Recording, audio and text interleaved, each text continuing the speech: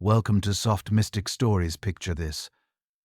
You're sitting by a river in a foreign land, far from home, when suddenly the sky tears open and heaven itself comes down to meet you.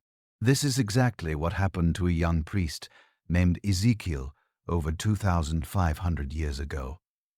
What he saw that day would change not only his life, but the entire understanding of God's power and presence. Get ready to step into a world where the impossible becomes reality, where divine visions unfold like scenes from the most incredible movie you've ever watched. This isn't just ancient history. This is the beginning of one of the most mind-blowing spiritual journeys ever recorded. Ezekiel was 30 years old, living among the Jewish exiles by the Kabar River in Babylon, when his ordinary day became anything but ordinary. As recorded in Ezekiel 1:1, in my 30th year, in the 4th month, on the 5th day, while I was among the exiles by the Kibar River, the heavens were opened, and I saw visions of God. The sky above him suddenly split apart like a curtain being pulled back. What came next would have made anyone fall to their knees in absolute wonder. A massive storm cloud appeared, but this wasn't any normal storm. Lightning flashed continuously inside it, and the entire cloud glowed with an intense fire that seemed alive. From the center of this supernatural storm, something incredible emerged. 4 living creatures stepped out of the fire, and they were unlike anything Ezekiel had ever seen or imagined. As described in verses 5 and 6, in the fire was what looked like 4 living creatures. In appearance, their form was human, but each of them had 4 faces and 4 wings. These weren't just unusual beings. They were magnificent, powerful, and clearly not of this world. Each creature had the face of a human in front, but that was just the beginning. On the right side, each had the face of a lion, the king of all beasts, representing royal strength and majesty. On the left side was the face of an ox, symbolizing faithful service and sacrifice, and on the back was the face of an eagle, the master of the skies, representing divine swiftness and heavenly perspective. Their bodies sparkled like polished bronze, and their wings stretched out in perfect formation. When they moved, they didn't turn their bodies like humans do. Instead, they could go in any direction instantly, forward, backward, left, or right, without ever changing position. Ezekiel noted in verse 12, each one went straight ahead. Wherever the Spirit would go, they would go without turning as they went. But what made them truly extraordinary was what appeared beneath them. Each creature stood beside a wheel that touched the ground, but these wheels defied every law of physics Ezekiel knew. The wheels gleamed like precious stones, and each wheel had another wheel inside it positioned at right angles. This meant they could roll in any direction without turning, just like the creatures above them. The rims of these wheels were covered with eyes, not just a few eyes, but completely covered, as if the wheels themselves were alive and could see everything around them. When the creatures moved, the wheels moved with them. When the creatures rose from the ground, the wheels rose too. There was a perfect unity between them, as if they shared the same spirit and purpose. The sound they made was indescribable. Ezekiel wrote in verse 24, when the creatures moved, I heard the sound of their wings, like the roar of rushing waters, like the voice of the Almighty, like the tumult of an army. It was the sound of pure power, of heaven itself, in motion. Above these incredible beings was something that looked like a vast expanse, crystal clear and stretching out like a solid dome. The creature's wings touched this expanse, and beneath it, their wings were spread out toward each other. Each creature had 2 wings covering its body, and 2 wings spread out, creating a canopy of divine protection and reverence. What Ezekiel saw next took his breath away completely. Above the crystal expanse was something that looked like a throne. And this wasn't just any throne. It appeared to be made of sapphire, the most precious and beautiful blue stone known to mankind. But the real wonder wasn't the throne itself. It was who sat upon it. Ezekiel 1:26 records. Above the vault over their heads was what looked like a throne of lapis lazuli, and high above on the throne was a figure like that of a man. This figure radiated an indescribable brightness and glory. From what appeared to be his waist up, he looked like glowing metal filled with fire. From the waist down, he appeared like fire itself, and brilliant light surrounded him completely. The light wasn't harsh or blinding in a painful way. Instead, it was like seeing the most beautiful rainbow after a storm, but infinitely more magnificent. Ezekiel described it in verse 28, like the appearance of a rainbow in the clouds on a rainy day. So was the radiance around him. This was the appearance of the likeness of the glory of the Lord. This wasn't just bright light.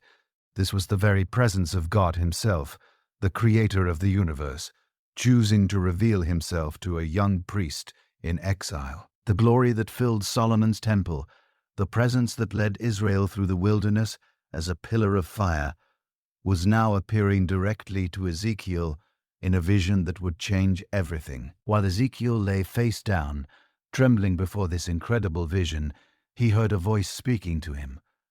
It was the voice of the one on the throne, and it carried authority unlike anything he had ever heard. But first, something amazing happened. The Spirit entered into him and set him on his feet, giving him the strength to stand before God's presence.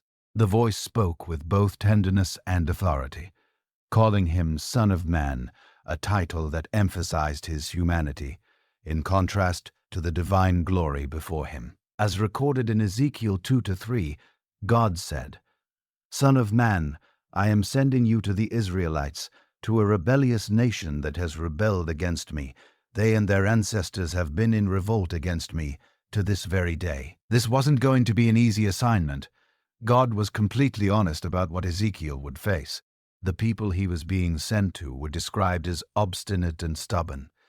They had hard hearts and faces set like flint against God's message. They were like thorns and briars, and Ezekiel would feel like he was living among scorpions.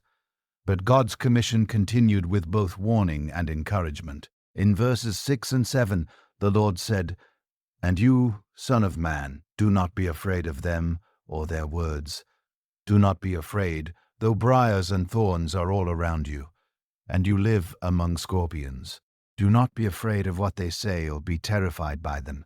Though they are a rebellious people, you must speak my words to them, whether they listen or fail to listen, for they are rebellious." This was perhaps the most challenging job description ever given. Ezekiel was being sent to people who had a track record of rejecting God's messengers, of hardening their hearts against truth, and of choosing their own way over God's way. They might listen, or they might not, but that wasn't Ezekiel's responsibility.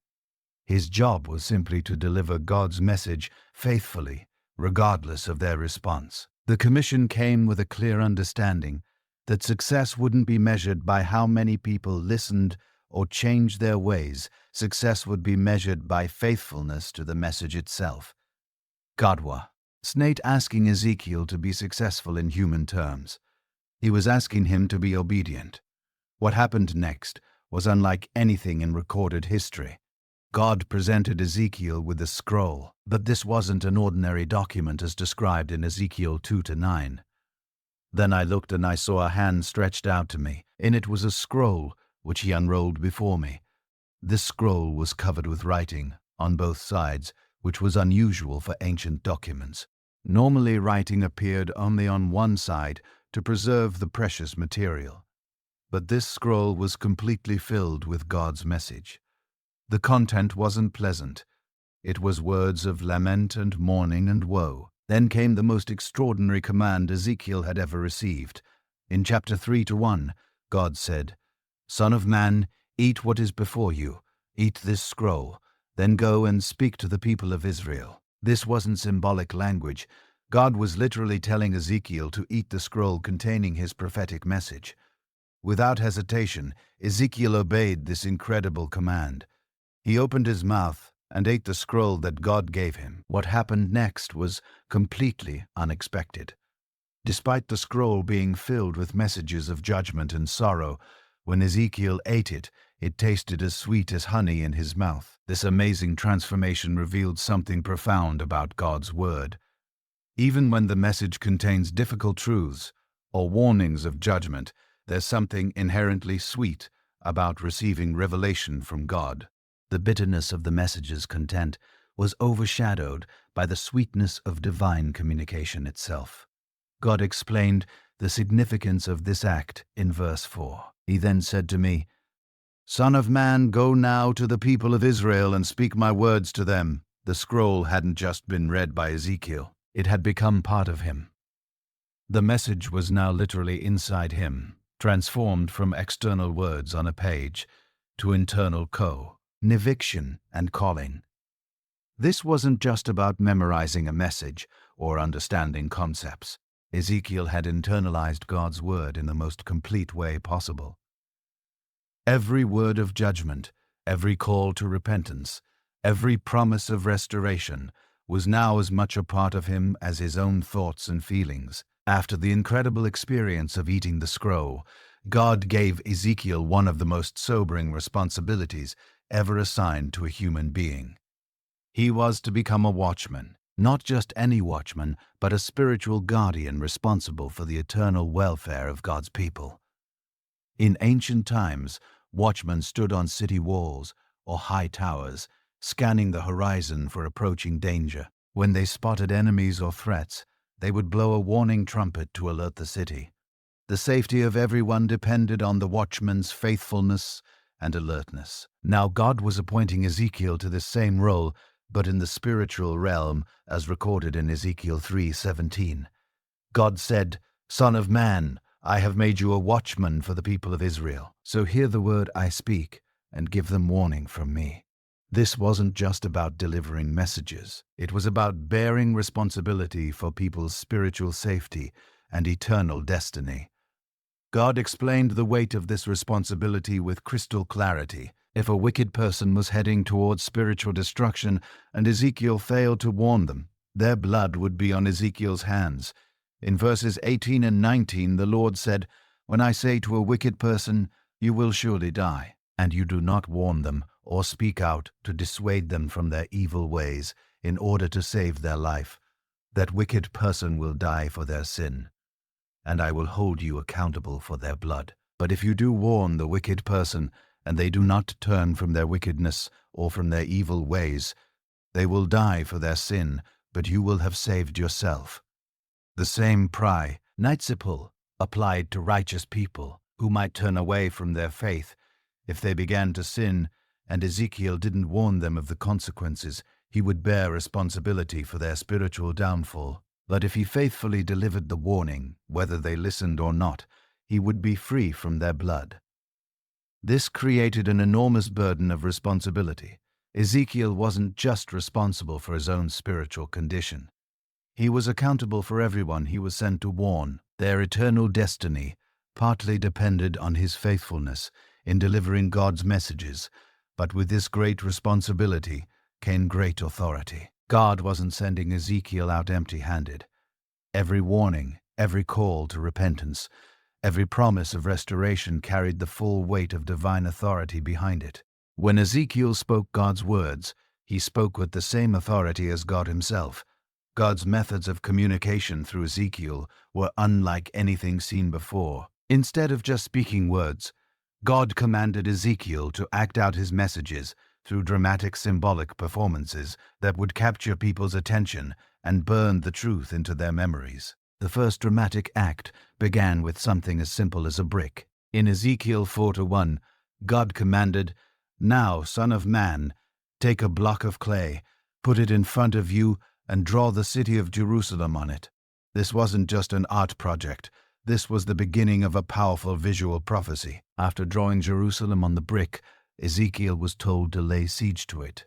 He built siege works around it, erected earthworks, pitched camps, and set battering rams against it all around. Then he took an iron pan and placed it as an iron wall between himself and the city, turning his face toward it to show that it was under siege. But the performance was just beginning. God then gave Ezekiel an incredibly difficult command that would test his obedience to the limit. He was to lie on his left side for 390 days, bearing the sin of the people of Israel. Then he was to lie on his right side for 40 days, bearing the sin of Judah 1 day for each year of their sin. During this entire time, Ezekiel was to keep his face turned toward the siege of Jerusalem and prophesy against it with his arm bared. God even bound him with ropes so he couldn't turn from one side to the other until the days of his siege were completed. The food restrictions were equally extreme. Ezekiel was commanded to eat only about 8 ounces of food per day and drink only about 2/3 of a quart of water.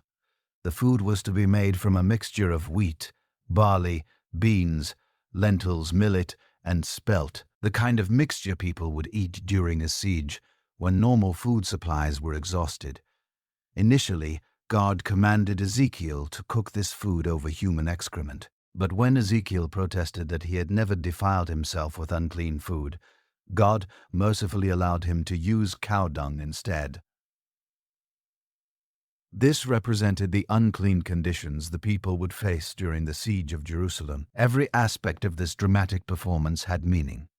The 390 days represented the years of Israel's sin, the 40 days represented Judah's sin. The limited food and water showed the conditions during the siege, and the unclean fuel represented the spiritual defilement that would come upon the people.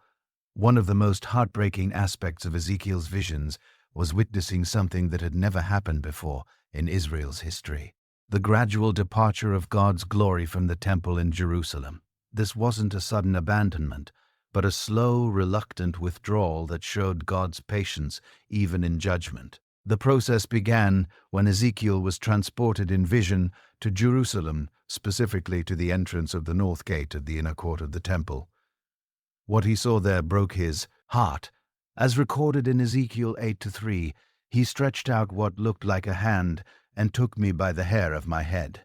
The Spirit lifted me up between earth and heaven, and in visions of God he took me to Jerusalem. What Ezekiel witnessed in the temple was spiritual adultery of the worst kind. There was an idol at the entrance that provoked God to jealousy. Digging through a wall, he discovered a secret room where 70 elders of Israel were burning incense to carved images of detestable animals and creatures.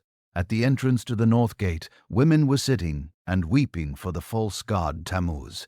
In the inner court, 25 men had their backs turned to the temple of the Lord, worshipping the sun toward the east. The temple that was supposed to be the dwelling place of the Most High God had been turned into a center of pagan worship. The very leaders who should have been protecting the people's relationship with God were leading them into spiritual prostitution.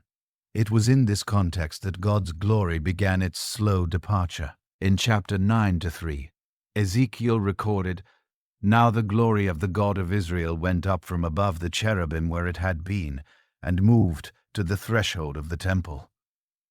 This was the first movement. The glory that had rested above the Ark of the Covenant in the Holy of Holies moved to the doorway.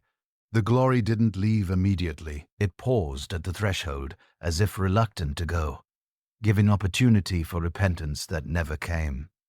Then in chapter 10, verse 4, the glory of the Lord rose from above the cherubim and moved to the threshold of the temple. The cloud filled the temple, and the court was full of the radiance of the glory of the Lord. The departure continued in stages. The glory moved from the threshold to the cherubim, and the cherubim lifted their wings. In verse 18, then the glory of the Lord departed from over the threshold of the temple and stopped above the cherubim. The living creatures Ezekiel had seen in his first vision were now carrying God's presence away from his own house. The final movement was the most devastating of all. In chapter 11:23, Ezekiel witnessed the glory of the Lord, went up from within the city and stopped above the mountain east of it. The glory that had filled Solomon's temple, that had led Israel through the wilderness, that had been the center of their worship and identity, was now departing completely. This wasn't God abandoning his people in anger. It was God being forced to leave, because his holiness could no longer dwell in a place that had been so thoroughly defiled. The departure was gradual, giving multiple opportunities for repentance, but the people's hearts had become too hard to respond. The final aspect of Ezekiel's early ministry focused on the corrupt leadership that had led God's people astray. These weren't ordinary citizens making personal mistakes. These were the princes, priests, and leaders who held positions of trust and authority, yet used their power to lead people away from God. In Ezekiel 11:1, the Spirit lifted Ezekiel to the east gate of the Lord's house, where he saw 25 men, including Jazaniah and Pelatiah, who were leaders among the people. But instead of leading righteously, they were plotting evil and giving wicked advice to the city. God revealed their thoughts to the city. God revealed their thoughts to Ezekiel in verse 3. They say, "Haven't our houses been recently rebuilt? This city is a pot, and we are the meat in it." They believed they were safe, that Jerusalem was like a cooking pot that would protect them like meat protected in a vessel. Their confidence was in the city's walls and their own political schemes rather than in God's protection. These leaders had convinced themselves and others that they could continue in their rebellion without consequences. They thought their strategic locati on their fortifications and their political alliances would keep them safe. They had completely forgotten that their security had always come from their relationship with God, not from human strength. God commanded Ezekiel to prophesy against these corrupt leaders. In verse 4, he said, "Therefore prophesy against them. Prophecy, son of man." The message was clear and devastating. Their schemes would fail. Their confidence was misplaced, and judgment was coming. The judgment was swift and dramatic. While Ezekiel was prophesying, Pelatiah, son of Baniah, died suddenly. This wasn't coincidence.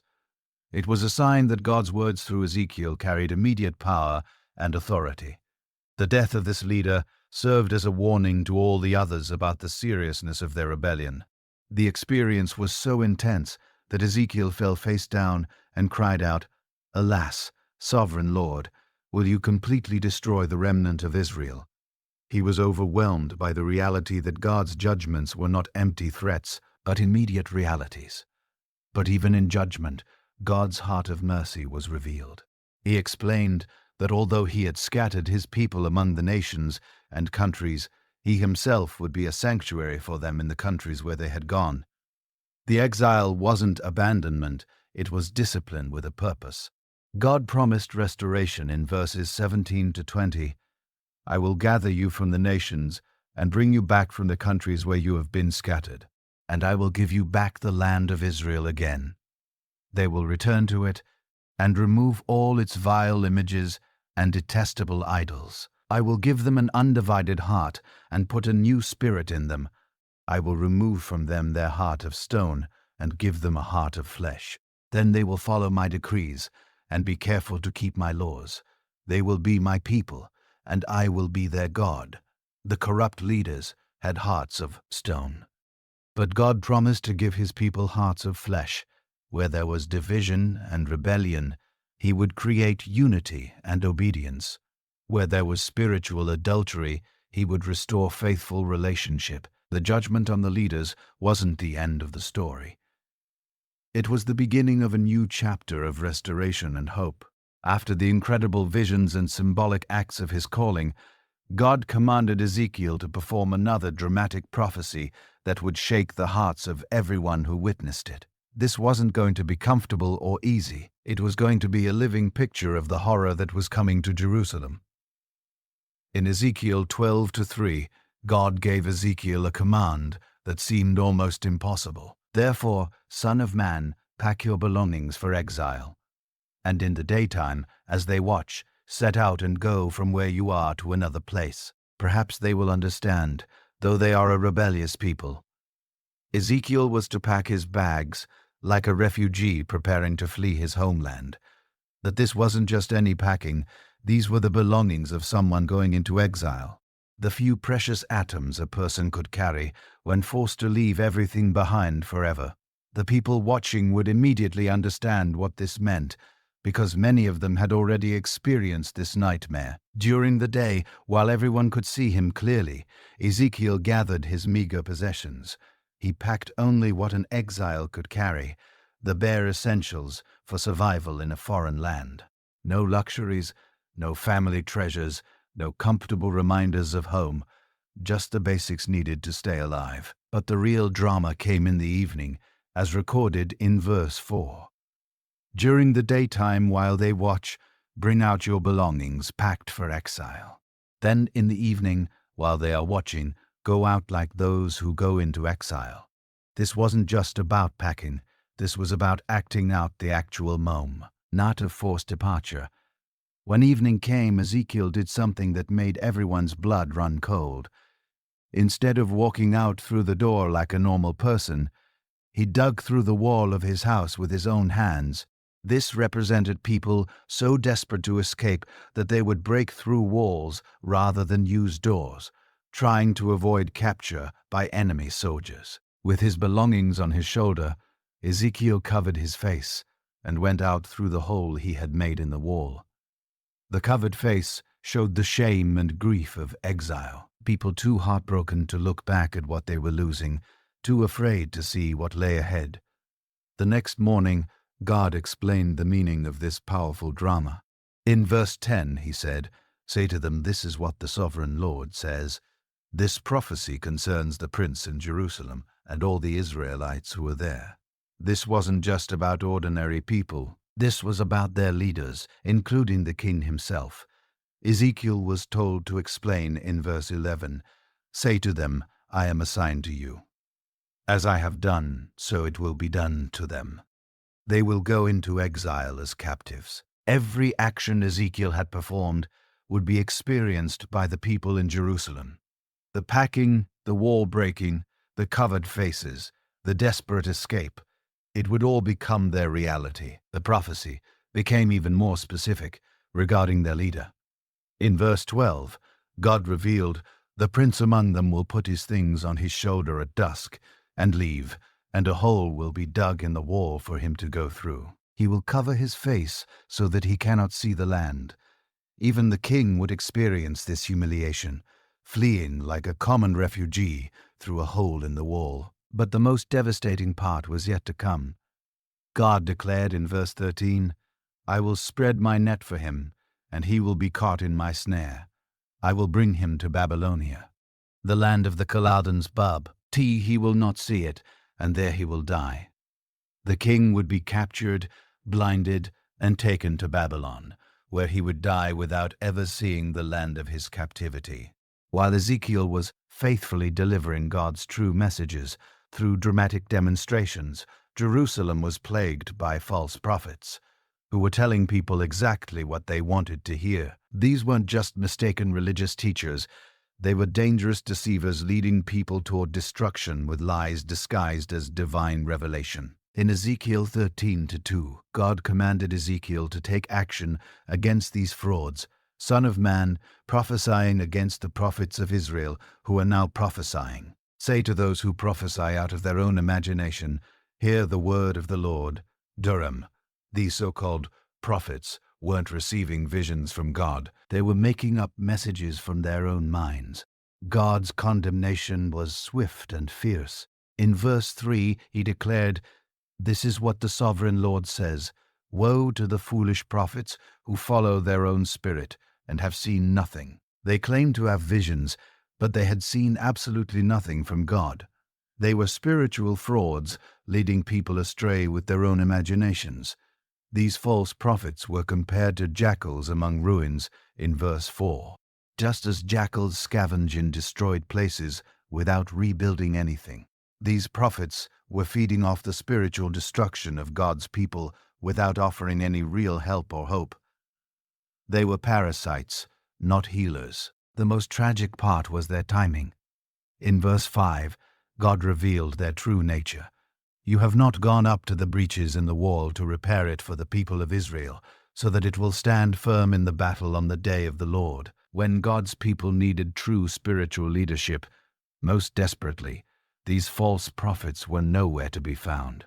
They offered no real strength, no divine protection, no actual solution to the crisis. Instead, they spoke lies and claimed divine authority for their deceptions. Verse 6 exposed their method. Their visions are false and their divinations a lie. Even though the Lord has not sent them, they say the Lord declares and expect him to fulfill their words. They were putting words in God's mouth that he had never spoken, then expecting him to make their lies come true. But the false prophecy problem wasn't limited to men. There were also women who were practicing a form of spiritual deception that was equally dangerous. In verse 17, God commanded, "Now, Son of man, set your face against the daughters of your people who prophesy out of their own imagination." Prophecy against them. These false prophetesses had developed an elaborate system of magical practices designed to trap people's souls. As described in verse 18, this is what the sovereign Lord says: "Woe to the women who sew magic charms on all their wrists and make veils of various lengths for their heads in order to ensnare people. Will you ensnare the lives of my people, but preserve your own lives?" They were creating physical objects, charms, and veils that they claimed had spiritual power.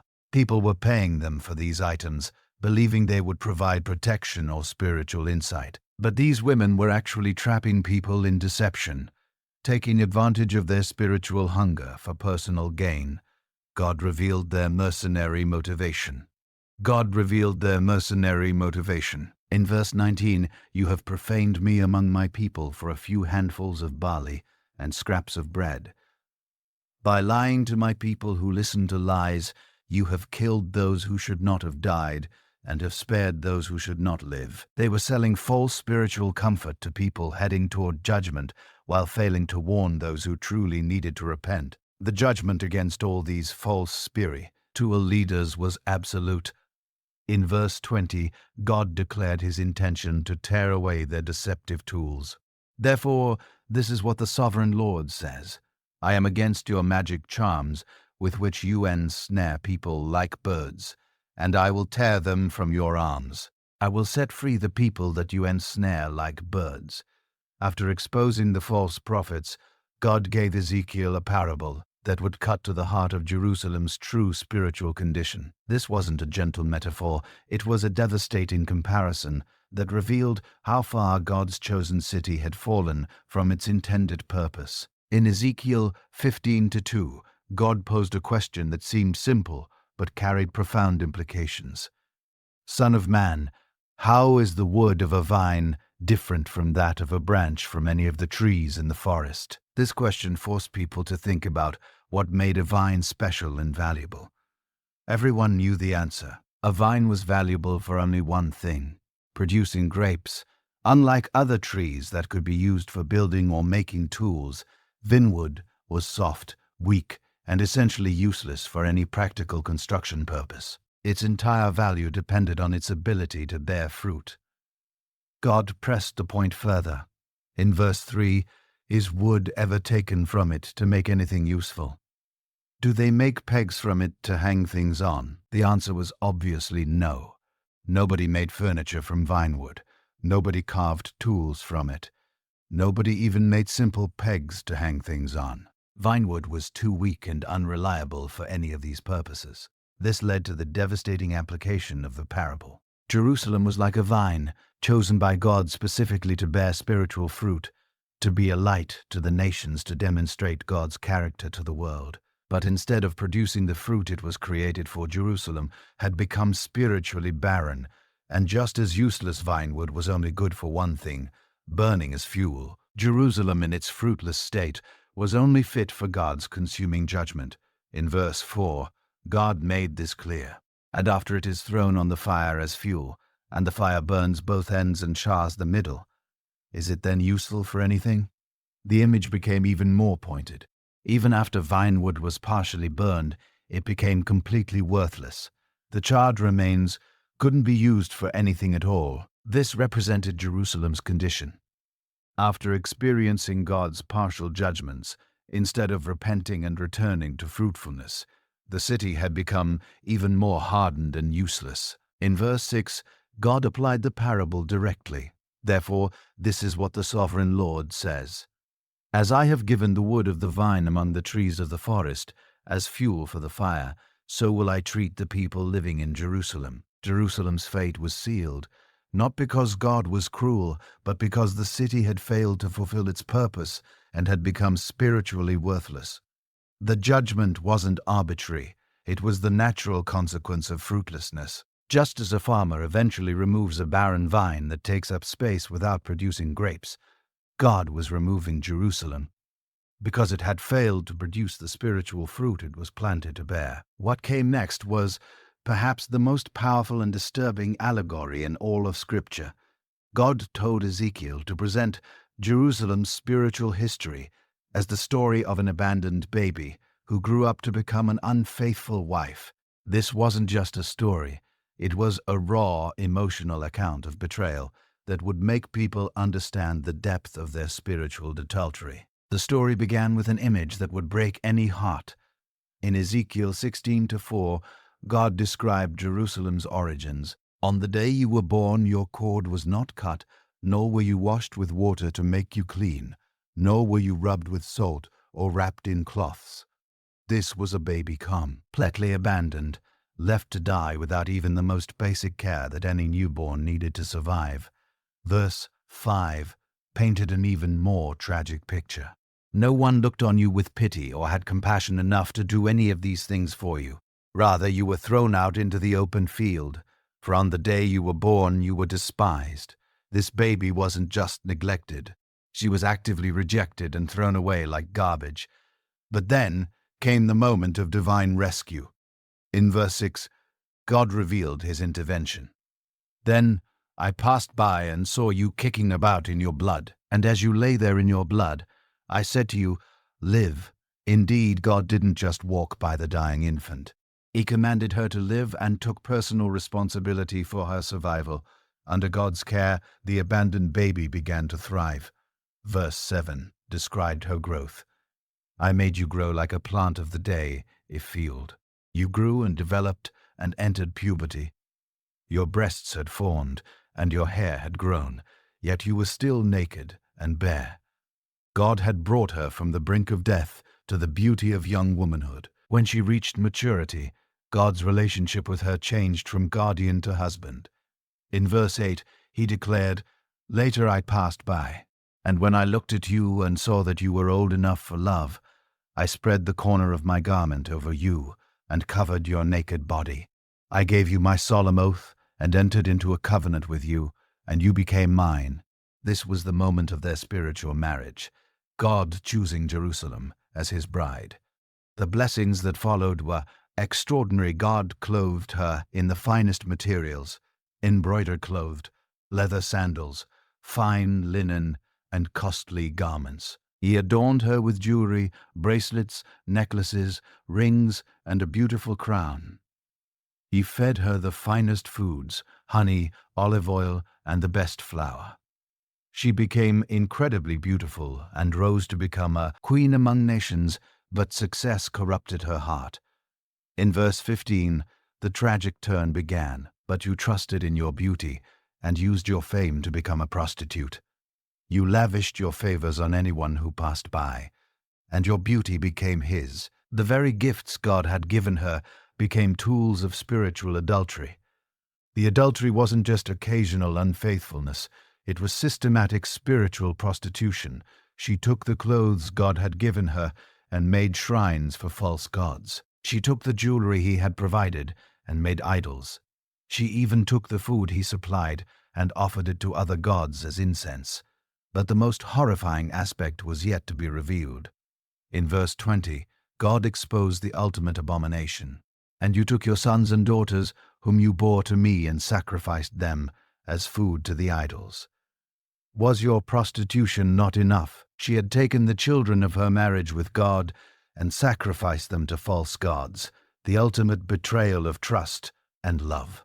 The allegory continued with devastating detail, showing how Jerusalem had actually paid other nations to be her lovers. Instead of being paid like a normal prostitute, she had reversed the natural order, giving gifts to her spiritual lovers instead of receiving them. God's next message came in the form of a riddle that would puzzle everyone who heard it until Ezekiel explained its meaning. This wasn't just a nature story. It was a political prophecy disguised as a parable about eagles and trees.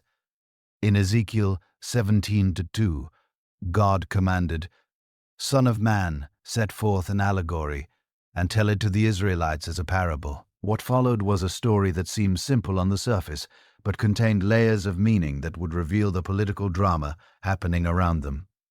The riddle began with a great eagle in verse 3. Say to them, "This is what the sovereign Lord says, a great eagle with powerful wings, long feathers, and all plumage of varied colors came to Lebanon. Taking hold of the top of a cedar, he broke off its topmost shoot and carried it away to a land of merchants, where he planted it in a city of traders." This great eagle represented Nebuchadnezzar, the king of Babylon, with his powerful military might. The cedar tree was the royal house of Judah, and the topmost shoot was King Jehoiakim, whom Nebuchadnezzar had carried away to Babylon in the first deportation. But the eagle didn't just take, he also planted. Verse 5 continued the story.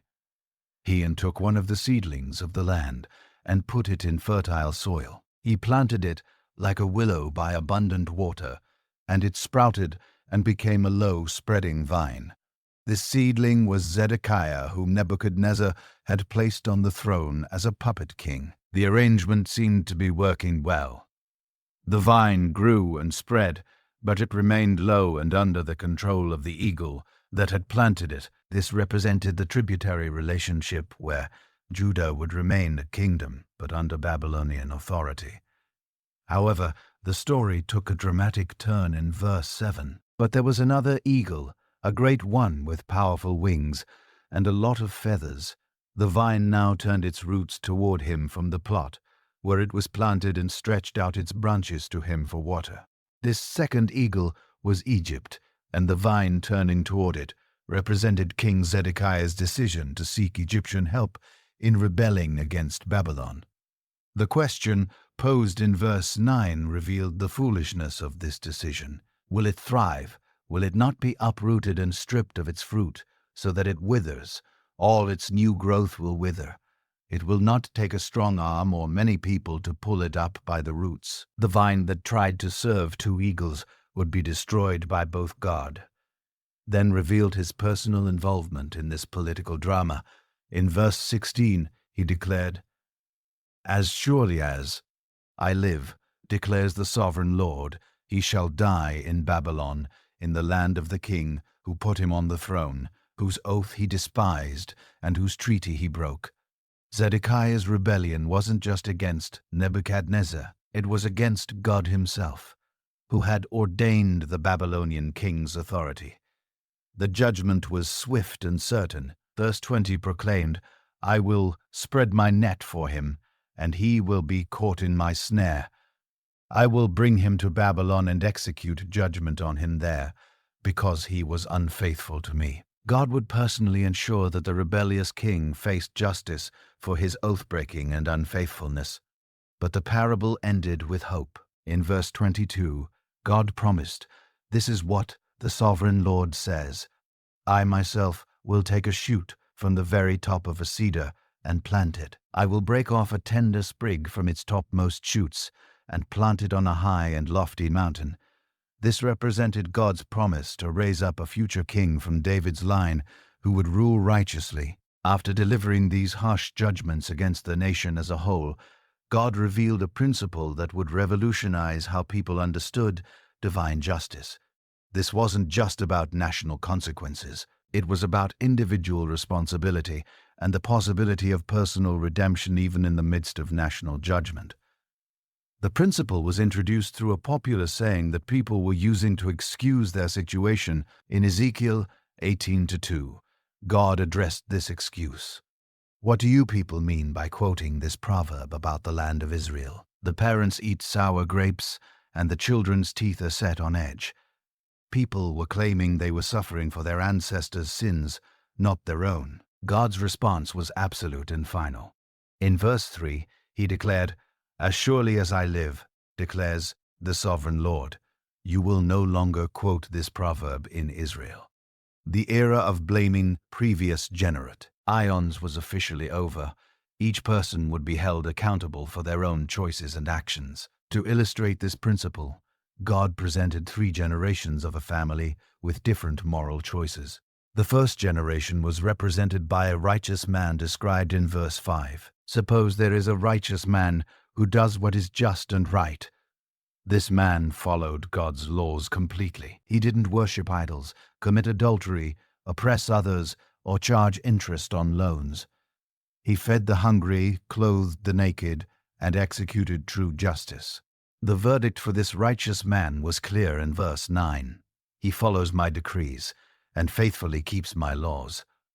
That man is righteous. He will surely live, declares the sovereign Lord. His righteousness guaranteed his life and God's blessing. But then God presented the second generation, the son of this righteous man who chose a completely different path. In verse 10, the scenario changed. Suppose he has a violent son who sheds blood or does any of these other things. This son committed every sin his father had avoided: murder, adultery, oppression, robbery, and idolatry. The question was crucial. Would this wicked son be protected by his father's righteousness? God's answer was definitive in verse 13. Will such a man live? He will not, because he has done all these detestable things. He is to be put to death. His blood will be on his own head. Parental righteousness provided no protection for personal wickedness. The third generation completed the illustration. In verse 14, God presented another possibility. But suppose this son has a son who sees all the sins his father commits, and though he sees them, he does not do such things. This grandson chose righteousness, despite his father's terrible example. The grandson's fate was determined by his own choices, not his family history. Verse 17 declared, He withholds his hand from mistreating the poor and takes no interest or profit from them. He keeps my laws and follows my decrees. He will not die for his father's sin. He will surely live. A wicked father couldn't condemn a righteous son any more than a righteous grandfather could save a wicked grandson. God summarized the principle with perfect clarity in verse 20. The one who sins is the one who will die. The child will not share the guilt of the parent, nor will the parent share the guilt of the child. The righteousness of the righteous will be credited to them, and the wickedness of the wicked will be charged against them. But the most amazing part was the possibility of personal transformation. In verse 21, God revealed that even the most wicked person could change their destiny. But if a wicked person turns away from all the sins they have committed and keeps all my decrees and does what is just and right, that person will surely live. They will not die. Past sins didn't have to determine future fate. As Jerusalem's political situation deteriorated rapidly, God commanded Ezekiel to compose a funeral song for the royal family. This wasn't just poetry. It was a prophetic lament that would capture the tragedy of leadership that had failed to protect God's people. In Ezekiel 19:1, God gave the command, "Take up a lament concerning the princes of Israel." This was to be a mourning song, the kind sung at funerals when great leaders died. But these princes weren't dead yet. This was a prophecy of their coming doom. The lament began with a powerful metaphor in verse 2.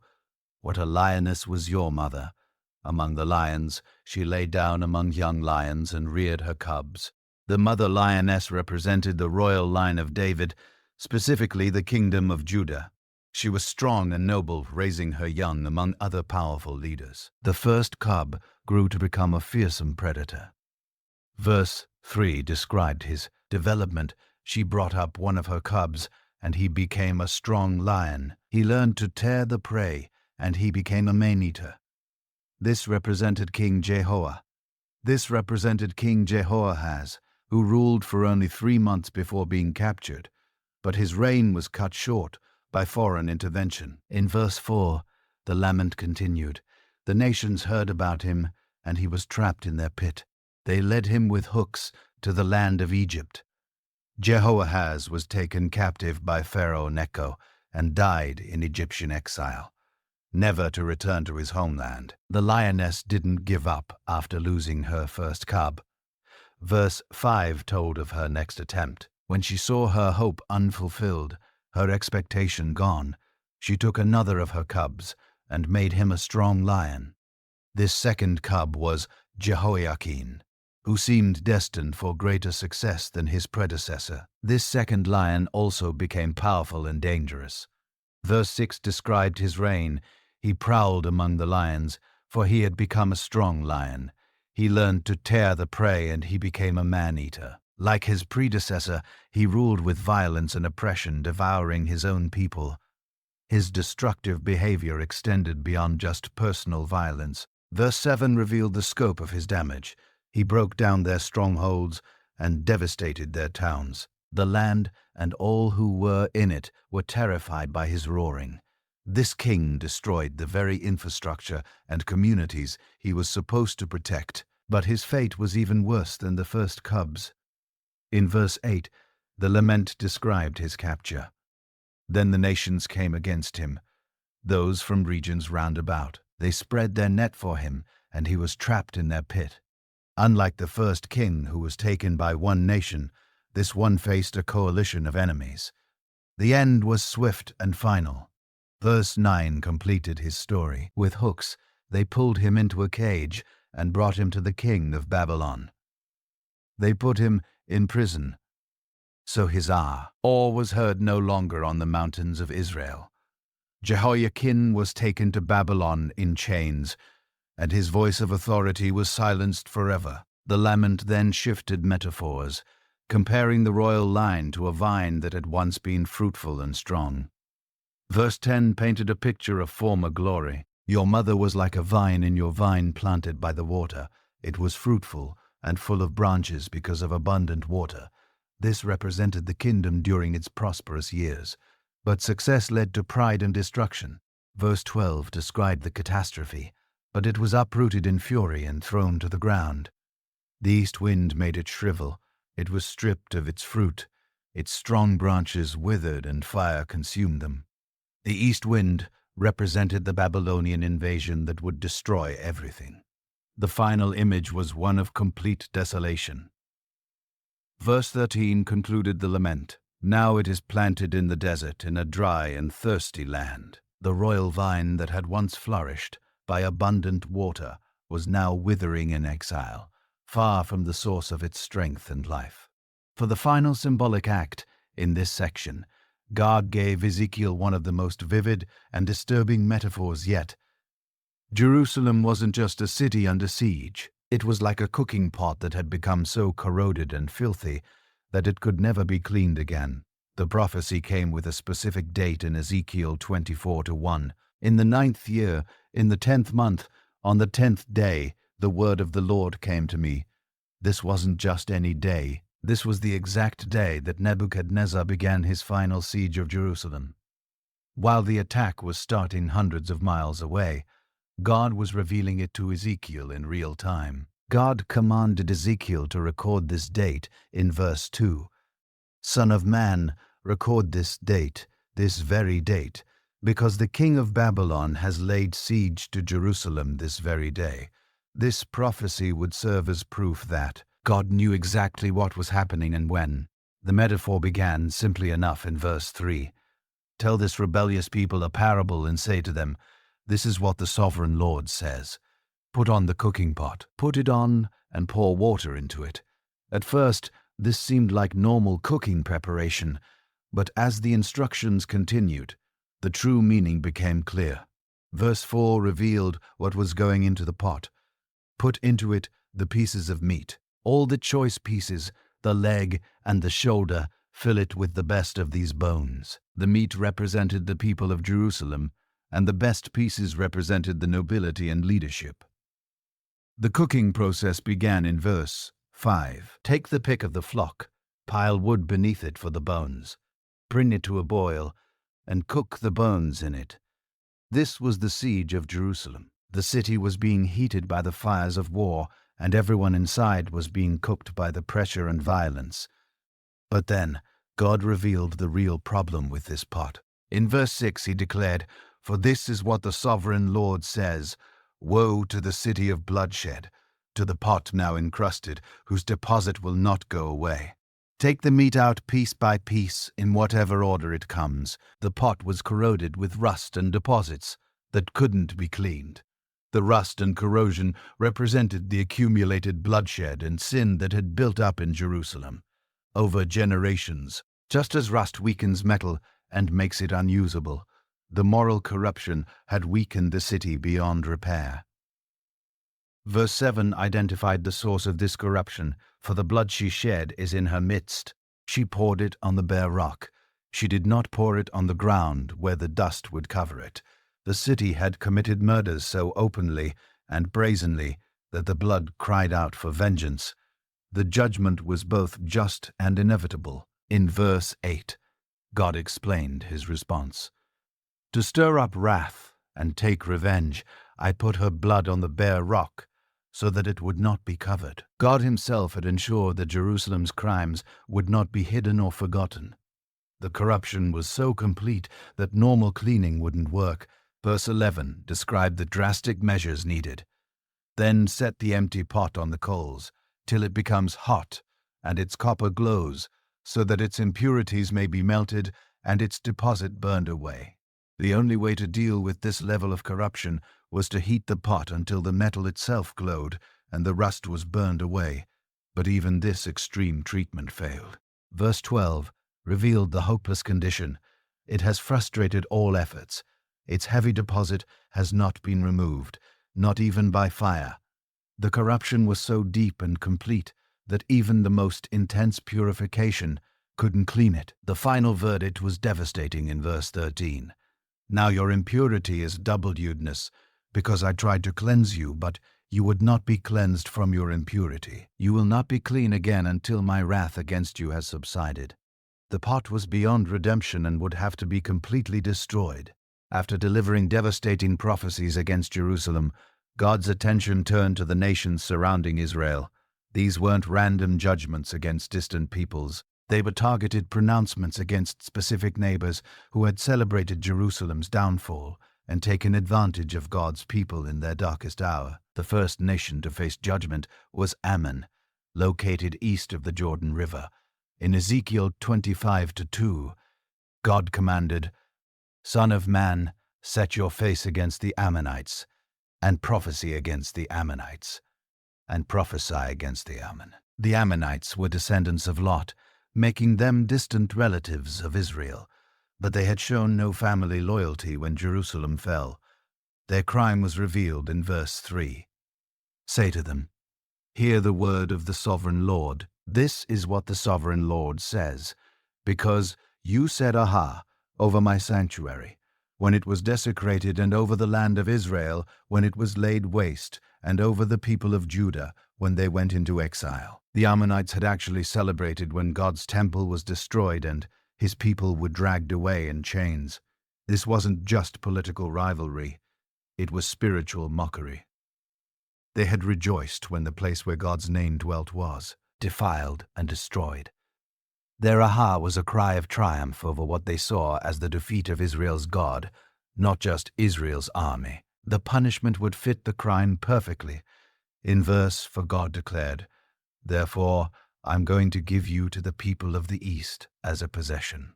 They will set up their camps and pitch their tents among you.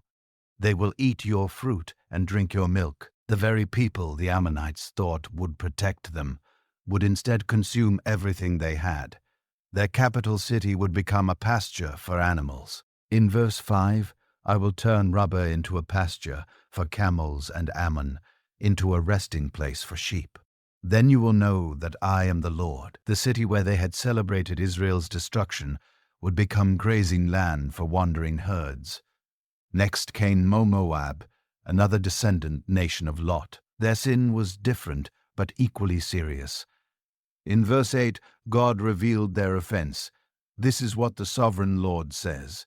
Because Moab and Seir said, Look, Judah has become like all the other nations. Moab had denied the uniqueness of God's relationship with his people, claiming Judah was no different from any pagan nation. This was a direct attack on God's character and covenant faithfulness.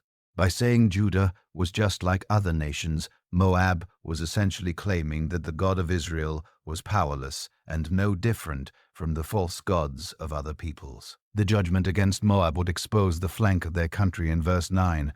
Therefore I will expose the flank of Moab, beginning at its frontier towns, Beth-Jesimoth, Bolmeon, and Kirathim, the glory of that land. Their strongest defensive positions would be stripped away, leaving them vulnerable to invasion.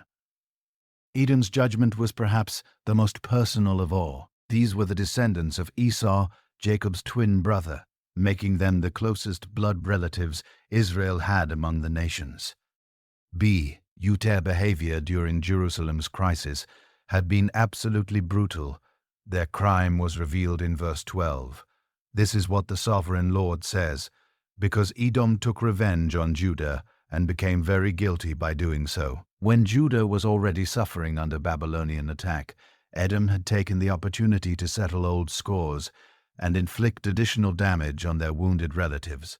This wasn't just opportunistic raiding. It was calculated revenge that showed a deep hatred that had been festering for generations. They had waited for their moment of weakness and then struck with vicious cruelty. God's response would be equally personal and devastating. In verse 13 he declared, "Therefore, this is what the sovereign Lord says. I will stretch out my hand against Edom, and kill both man and beast. I will lay it waste, and from Teman to Dedan they will fall by the sword." The entire nation would be devastated from north to south. But the most shocking aspect of Edom's punishment was who would carry it out. Verse 14 revealed, "I will take vengeance on Edom by the hand of my people, Israel, and they will deal with Edom in accordance with my anger and my wrath. They will know my vengeance, declares the sovereign Lord." Israel themselves would eventually be God's instrument of revenge against their treacherous relatives. The final neighbor to face judgment was the Philistines, the ancient enemies who lived along the Mediterranean coast. Their crime was described in verse 15. This is what the sovereign Lord says, because the Philistines acted in vengeance and took revenge with malice in their hearts, and with ancient hostility sought to destroy Judah. Like Edom, they had used Judah's weakness as an opportunity to settle ancient grudges. The phrase ancient hostility pointed to centuries of conflict between these peoples. From the days of Samson and David, the Philistines had been and persistent enemies of God's people. Now they thought they saw their chance to finish what they had started long ago, but their celebration would be short-lived. In verse 16, God pronounced their doom. Therefore, this is what the sovereign Lord says, "I am about to stretch out my hand against the Philistines, and I will wipe out the Cathites and destroy those remaining along the coast. The coastal cities that had been centers of Philistine power for centuries would be completely eliminated. Among all the nations that would face God's judgment, none was more powerful or prestigious than Tyre. This wasn't just another city-state.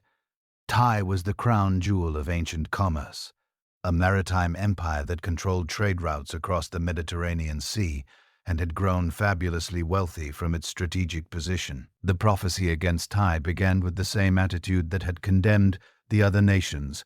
In Ezekiel 26:2, God revealed their response to Jerusalem's fall. "Son of man, because Tyre has said of Jerusalem, 'Aha, the gate to thee nations is broken, and its doors have swung open to me. Now that she lies in ruins, I will prosper.'" And Tyre saw Jerusalem's destruction as a business opportunity. Jerusalem had been a major commercial center controlling important trade routes between Africa, Asia, and Europe. With Jerusalem out of the way, Tyre expected to capture all that lost business and become even richer. They were celebrating the death of a competitor rather than mourning the suffering of fellow human beings. This mercenary attitude toward human tragedy would bring divine judgment unlike anything the ancient world had ever seen. In verse 3, God declared, "Therefore, this is what the sovereign Lord says, I am against you, Tyre, and I will bring many nations against you, like the sea casting up its waves." The metaphor of waves was particularly appropriate for Tyre, since the city was built partly on an island and partly on the mainland coast. Just as relentless waves eventually wear down the strongest rock, wave after wave of enemy armies would crash against Tyre until nothing remained. The first wave would be the most devastating. In verse 7, God identified the primary attacker, for this is what the sovereign Lord says.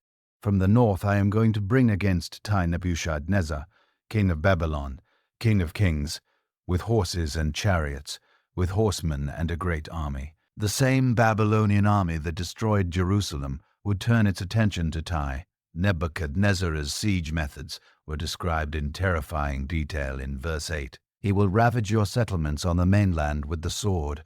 He will set up siege works against you, build a ramp up to your walls, and raise his shields against you. The mainland portion of Tyre would fall first, providing a base for attacking the island fortress. The assault would be overwhelming in its scope and violence. Verse 9 continued, He will direct the blows of his battering rams against your walls and demolish your towers with his weapons. The famous walls of Tyre, which had protected the city for centuries, would crumble under the relentless Babylonian attack. The aftermath would be even more devastating than the battle itself. In verse 10, God described the occupation. His horses will be so many that they will cover you with dust. Your walls will tremble at the noise of the war horses, wagons and chariots, when he enters your gates as men enter a city whose walls have been broken through. The complete destruction was described in verse 12. They will plunder your wealth and loot your merchandise. They will break down your walls and demolish your fine houses and throw your stones, timber, and rubble into the sea. Everything that had made Tyre great, its buildings, its wealth, its very foundations, would be cast into the waters. The final image was one of absolute desolation. In verse 14, God declared, I will make you a bare rock, and you will become a place to spread fish nets. You will never be rebuilt, for I the Lord have spoken, declares the sovereign Lord. The mighty commercial empire would be reduced to a bare rock, where fishermen dried their nets, but Tyre's fall would have implications far beyond the city itself. The economic shock waves would be felt throughout the ancient world. In verse 15, God revealed the broader impact.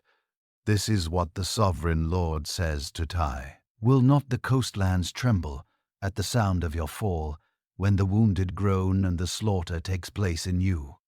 The smaller coastal cities that depended on Tyre's trade networks would be terrified, realizing that if mighty Tyre could fall, no city was safe. Their economic lifeline was being cut, and they would have to find new ways to survive in a world without Tyrian commerce. The princes of the sea, the rulers of other maritime cities, would perform elaborate mourning rituals. Verse 16 described their response. Then all the princes of the coastlands will step down from their thrones and lay aside their robes and take off their embroidered garments. Clothed with terror, they will sit on the ground, trembling every moment, appalled at you. After prophesying the political and economic destruction of Tyre, God commanded Ezekiel to compose a funeral dirge for the king of Tyre. But this wasn't just about an earthly ruler. This lament would reveal spiritual realities that went far beyond human politics and reach into the very origins of evil itself. The lament began with what seemed like excessive praise for a human king. In Ezekiel 28:12, God commanded, Son of man, take up a lament concerning the king of Tyre, and say to him, This is what the sovereign Lord says. You are the seal of perfection, full of wisdom, man, and perfect in beauty. Oh, no human ruler had ever been described in such absolute terms. The description continued with even more extraordinary language in verse 13. You were in Eden, the garden of God.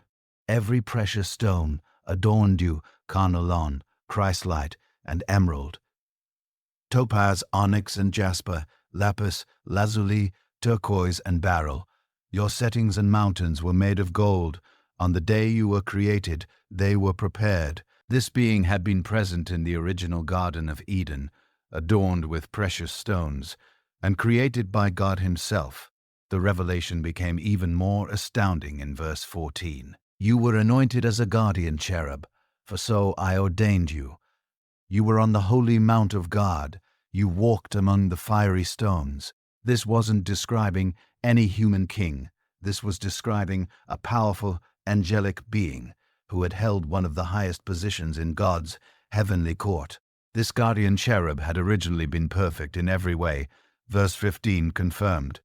You were blameless in your ways from the day you were created till wickedness was found in you. There had been a time when this being was completely without sin, fulfilling his role as God's appointed guardian with perfect obedience and righteousness.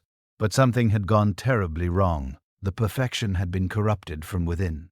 And the change was connected to the same thing that had corrupted Tyre: commercial success and pride. Verse 16 revealed the process. Through your widespread trade, you were filled with violence, and you sinned. So I drove you in disgrace from the mount of God, and I expelled you, guardian cherub, from among the fiery stones. The root of the corruption was identified in verse 17. Your heart became proud on account of your beauty, and you corrupted your wisdom because of your splendor. So I threw you to the earth. I made a spectacle of you before kings. Pride in his own beauty and wisdom had transformed this perfect being into a rebel against his Creator. The judgment that followed was total and irreversible. In verse 18, God declared, By your many sins and dishonest trade, you have desecrated your sanctuaries. So I made a fire come out from you, and it consumed you, and I reduced you to ashes on the ground, in the sight of all who were watching. The fire of judgment would come from within, consuming everything this being had been and accomplished. The final verdict was absolute in verse 19. All the nations who knew you are appalled at you. You have come to a horrible end and will be no more. This powerful being who had once walked in God's presence would be completely destroyed, becoming a source of horror and warning to all who witnessed his fate. This lament revealed that the human king of Tyre was being used as an earthly representation of a much greater spiritual reality. The pride, corruption, and fall of the earthly king paralleled the ancient rebellion of this guardian cherub who had fallen from heaven through pride and become an enemy of God. After the elaborate prophecies against Tyre and its king, God's attention turned to Sidon, Tyre's northern neighbor and partner in maritime commerce. But the prophecy against Sidon was shorter and served as a bridge to something much more hopeful: the promise of Israel's eventual restoration. In Ezekiel 28:21, God commanded, Son of man, set your face against Sidon. Prophecy against her. Sidon was an ancient Phoenician city that had been a center of trade and pagan worship for over 1,000 years. Like Tyre, it had profited from relationships with various nations while maintaining its independence through commercial power. The judgment against Sidon was swift and direct. In verse 22, God declared, This is what the sovereign Lord says: I am against you, Sidon, and among you I will display my glory. You will know that I am the Lord when I inflict punishment on you and within you and prove to be holy. Unlike the detailed description of Tyre's fall, Sidon's judgment was presented as a demonstration of God's holiness and power. The method of judgment was described in verse 23. I will send a plague upon you and make blood flow in your streets. The slain will fall within you with a sword against you on every side. Then you will know that I am the Lord. Disease and warfare would combine to devastate the city, proving that no amount of commercial success could provide protection against divine judgment. But immediately after pronouncing judgment on Sidon, God shifted to a message of hope for Israel. This wasn't coincidental. It was a deliberate contrast between the fate of those who opposed God's people and the future that awaited God's chosen nation despite their current suffering. In verse 24, God addressed Israel's situation. No longer will the people of Israel have malicious neighbors who are painful briars and sharp thorns. Then they will know that I am the sovereign Lord. Then they will know that I am the sovereign Lord. All the neighboring nations that had tormented Israel throughout their history would be removed as sources of temptation and oppression. The promise of restoration was comprehensive and wonderful. Verse 25 declared, "This is what the sovereign Lord says, when I gather the people of Israel from the nations where they have been scattered, I will be proved holy through them in the sight of the nations. Then they will live in their own land which I gave to my servant Jacob." This gathering wouldn't just be a return to geography. It would be a return to their covenant relationship with God. They would once again demonstrate God's holiness to the watching world, not through their rebellion and punishment as they had been doing, but through their restoration and blessing. The restoration would include earth security and prosperity. In verse 26, God promised, "They will live there in safety and will build houses and plant vineyards. They will live in safety when I inflict punishment on all their neighbors who malign them. Then they will know that I am the Lord their God." The safety would come not from military might or political alliances, but from God's protection after he dealt with all their enemies. This promise served as a crucial reminder that God's judgments against the nations weren't motivated by favoritism or ethnic preference. They were the result of these nations' treatment of God's people and their rejection of divine justice. When God restored Israel, it would be as a demonstration of his faithfulness to his covenant promises, not as a reward for Israel's perfect behavior. Of all the nations that would face God's judgment, none was more significant than Egypt. This wasn't just another neighboring country. Egypt was a world superpower, the ancient center of civilization, and the nation that had enslaved God's people for 400 years before the Exodus. The prophecies against Egypt would span multiple chapters and reveal God's sovereignty over even the mightiest earthly powers. The word against Egypt came with specific dating in Ezekiel 29:1. In the 10th year, in the 10th month, on the 12th day, the word of the Lord came to me. This precision showed that God's timing was exact, and his knowledge of international events was perfect. God commanded Ezekiel to deliver this message.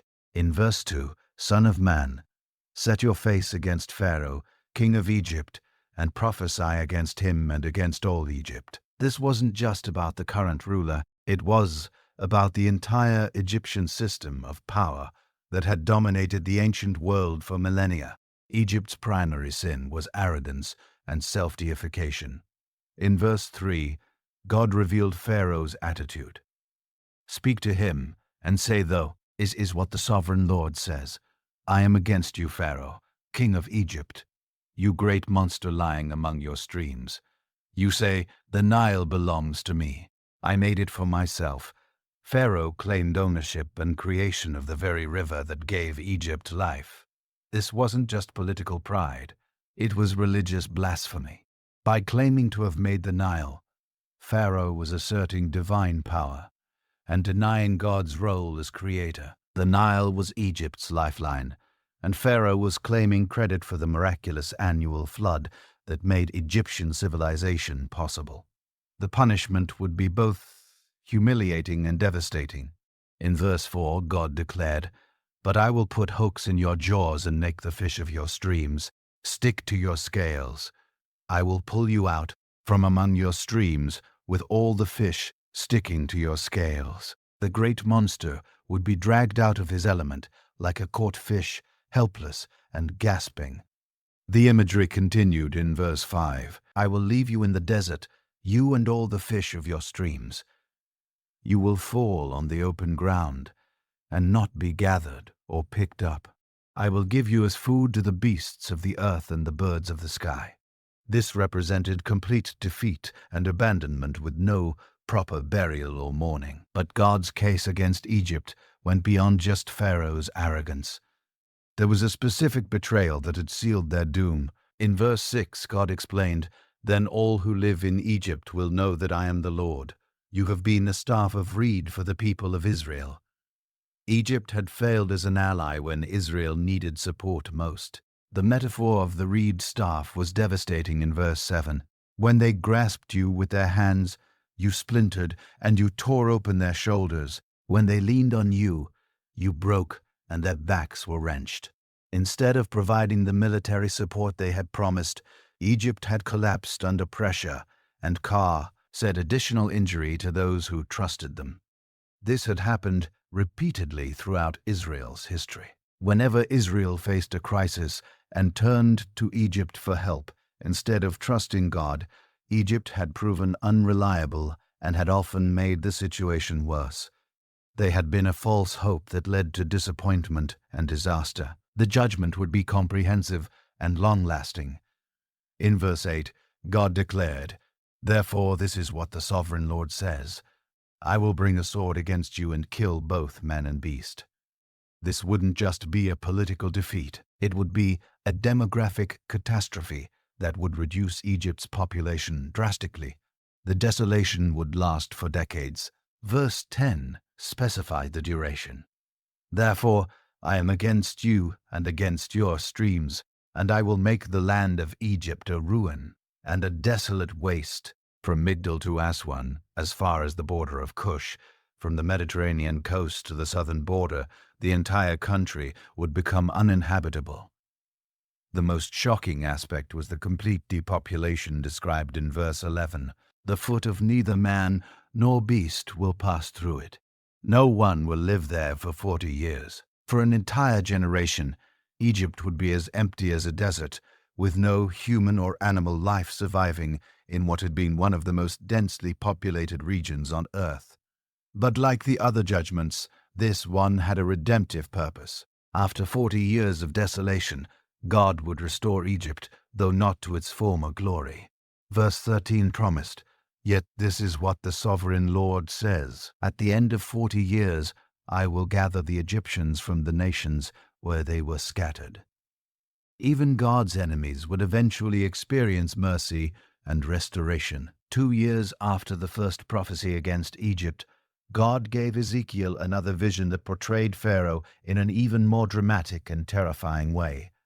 This time the Egyptian ruler wasn't Jew, Tered, or a monster. He was depicted as a massive crocodile that terrorized the waters, but would ultimately be trapped and destroyed. The second prophecy came with its own date in Ezekiel 32:1. "In the 12th year, in the 12th month, on the first day, the word of the Lord came to me." This was near the end of Ezekiel's prophetic ministry, showing that God's attention to Egypt's fate continued throughout the entire period of Jerusalem's crisis. The new metaphor was introduced in verse 2. "Son of man, take up a lament concerning Pharaoh, king of Egypt, and say to him, you are like a lion among the nations. You are like a monster in the seas, thrashing about in your streams, churning the water with your feet and muddying the streams." Pharaoh saw himself as a noble lion, but God saw him as a destructive sea monster. The crocodile imagery was particularly appropriate for Egypt, since the Nile was famous for its dangerous crocodiles that could kill unwary travelers or animals that came to drink. Pharaoh was like the largest and most dangerous of these predators, dominating his territory through fear and violence. But this great predator would face a hunter far more powerful than himself. In verse 3, God declared, "This is what the sovereign Lord says, with a great throng of people, I will cast my net over you, and they will haul you up in my net." The image was of fishermen working together to catch a creature too large for any individual to handle. The capture would be both public and humiliating. Verse 4 continued, "I will throw you on the land and hurl you on the open field. I will let all the birds of the sky settle on you, and all the animals of the wild gorge themselves on you." The mighty river predator would become carrion for scavengers. The scale of destruction would be unprecedented.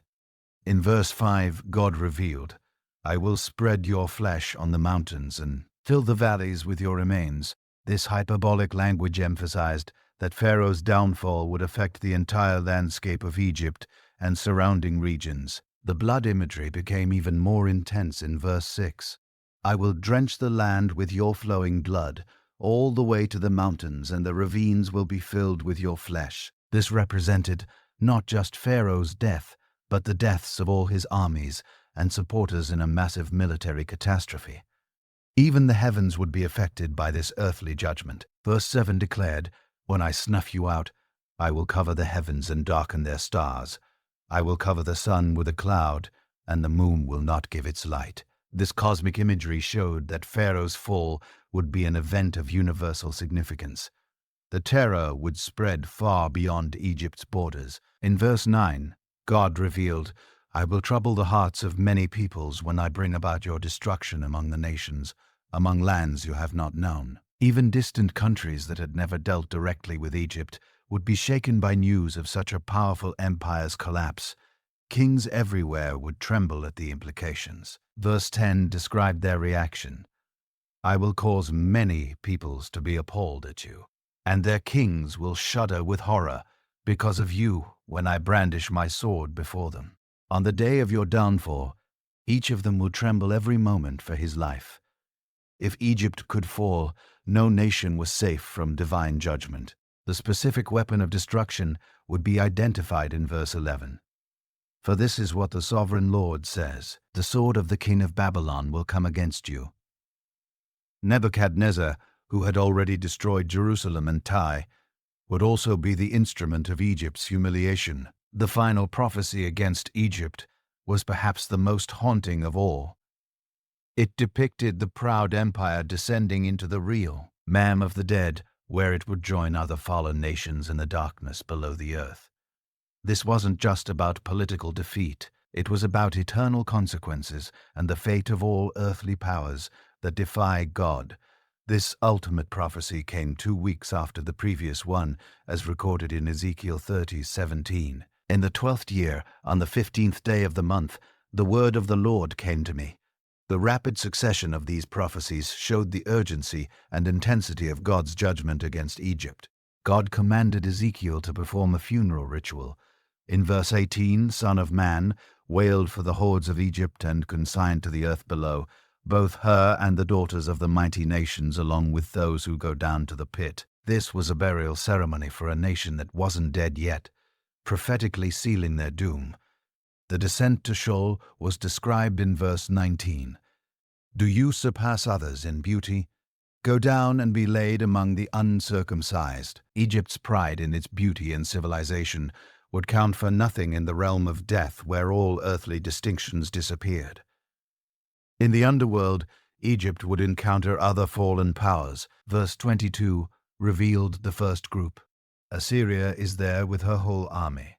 She is surrounded by the graves of all her slain, all who have fallen by the sword. The mighty Assyrian Empire, which had once terrorized the ancient world, was already waiting in the darkness. Each fallen nation was described with the same refrain about their former power and present humiliation. Verse 24 introduced another, "Is there, with all her hordes around her grave. All of them are slain, fallen by the sword." All who had spread terror in the land of the living went down uncircumcised to the earth below. The pattern continued with more nations in verse 26. "Meek and Tubal are there with all their hordes around their graves. All of them are uncircumcised, killed by the sword be, because they spread their terror in the land of the living." Each empire that had once inspired fear was now itself terrified and defeated. Even the ancient warriors of old were present. Verse 27 described them, but they do not lie, with the fallen warriors of old, who went down to the realm of the dead, with their weapons of war, their swords placed under their heads, and their shields resting on their bones. Though these warriors also had terrorized the land of the living, there were different levels even in the realm of death. The prophecy became personal for Egypt's allies. In verse 29, "Edom is there, her kings and all her princes. Despite their power, they are laid with those killed by the sword. They lie with the uncircumcised, with those who go down to the pit." Egypt would be joined by nations that had trusted in their alliance with her. The final group mentioned was particularly relevant in verse 30. "All the princes of the north and all the Sidonians are there. They went down with the slain in disgrace, despite the terror caused by their power. They lie uncircumcised with those killed by the sword and bear their shame with those who go down to the pit." Even Egypt's commercial partners would share her fate. When Pharaoh arrived in this realm of the dead, he would find a strange comfort in discovering he wasn't alone. Verse 31 revealed his reaction. Pharaoh, he and all his army will see them, and he will be consoled for all his hordes that were killed by the sword, declares the sovereign Lord. His consolation would come from realizing that all earthly powers eventually faced the same end. The final verdict sealed Egypt's doom in verse 32. Although I had him spread terror in the land of the living, Pharaoh and all his hordes will be laid among the uncircumcised with those killed by the sword, declares the sovereign Lord. The empire that had terrorized others would itself become a source of terror through its spectacular fall. The vision of Sheol that concluded the prophecies against Egypt wasn't just about one nation's fate. It was a comprehensive picture of the ultimate destiny of all earthly powers that set themselves against God. This underground realm was portrayed as a vast cemetery, where the proud empires of history lay in eternal defeat and shame. The description of this realm revealed a hierarchy even in death. Some nations were buried with honor, maintaining some dignity even in defeat, while others were consigned to the deepest shame and disgrace. The uncircumcised were separated from those who had maintained some covenant relationship with God, showing that spiritual condition affected even the afterlife. The repeated phrase, "They spread terror in the land of the living," emphasized that these nations had all been characterized by their use of fear and violence to maintain power. They had built their empires through intimidation and military might, making others tremble before their armies and political influence. But in death, the tables were completely turned. Those who had caused terror were now themselves terrorized. Those who had made others tremble were now trembling. The very power they had used to dominate others had become the source of their eternal humiliation. The image of weapons buried with some warriors but not others suggested that there were different types of military honor. Some had fought with a code of conduct that earned them a measure of respect even from their enemies, while others had been so brutal and dishonorable that they deserved no recognition even in death. The presence of kings, princes, and entire armies in this realm showed that no level of earthly authority provided protection from divine judgment. Royal blood, political alliances, military might, and economic power all proved useless. We end faced with the consequences of defying the creator of the universe. The mention of specific nations, Assyria, Elam, Meek, Tubal, Edom, and Sidon, created a comprehensive survey of the ancient world's power centers. Each had dominated their region for a time, inspiring fear and commanding respect, but all had ultimately fallen to the same fate that awaited Egypt. This vision served as both warning and comfort. It was a warning to any nation or ruler who thought they could defy God without consequences, showing that even the mightiest earthly powers were temporary and vulnerable. But it was also comfort to God's people, showing that their oppressors would eventually face justice and that no enemy of God's people would escape accountability forever. The cosmic scope of this judgment revealed that history itself was moving toward a divine conclusion where all accounts would be settled and all wrongs would be made right. The nations that had seemed so permanent and powerful were actually just temporary actors on a stage controlled by eternal purposes beyond their understanding. After all the devastating prophecies of judgment against Jerusalem and the surrounding nations, God was ready to show Ezekiel something that would change everything.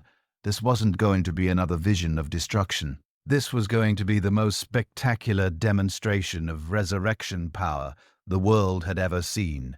In Ezekiel 37:1, something extraordinary happened. The hand of the Lord was on me, and he brought me out by the Spirit of the Lord and set me in the middle of a valley.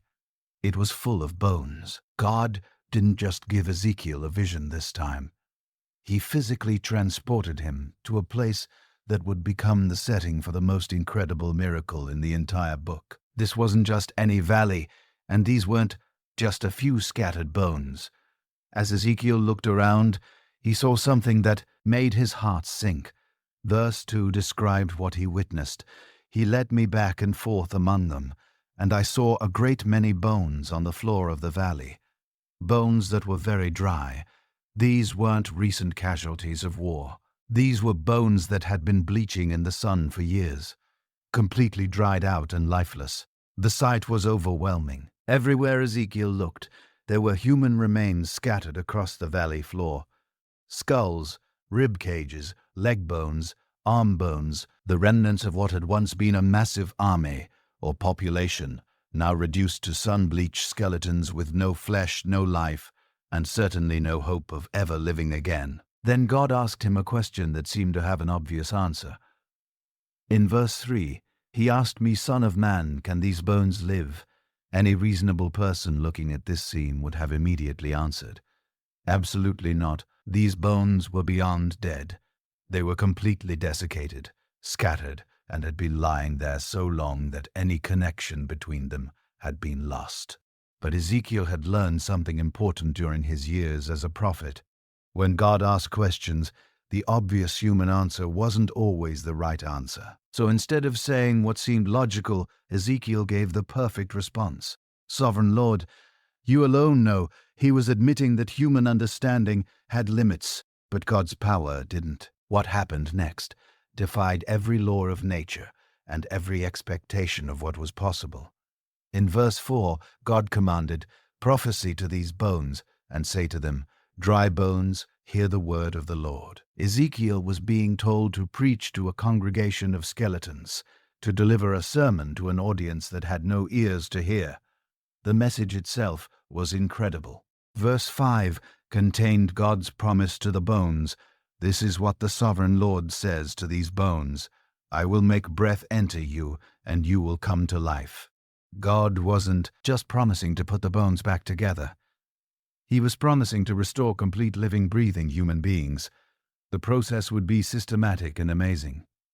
Verse 6 outlined the steps. "I will attach tendons to you and make flesh come on you and cover you with skin.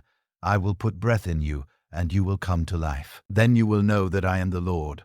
First, the skeletal structure would be rebuilt, then muscles and organs, then skin, and finally the breath of life itself. Ezekiel obeyed God's command and began preaching to the bones. What happened next was like watching the most incredible special effects movie ever made. Except this was completely real. Verse 7 recorded the immediate response. "So I prophesied as I was commanded. And as I was prophesying, there was a noise, a rattling sound, and the bones came together, bone to bone. The noise must have been incredible. Thousands of bones rolling across the valley floor, finding their proper partners and clicking into place with perfect precision.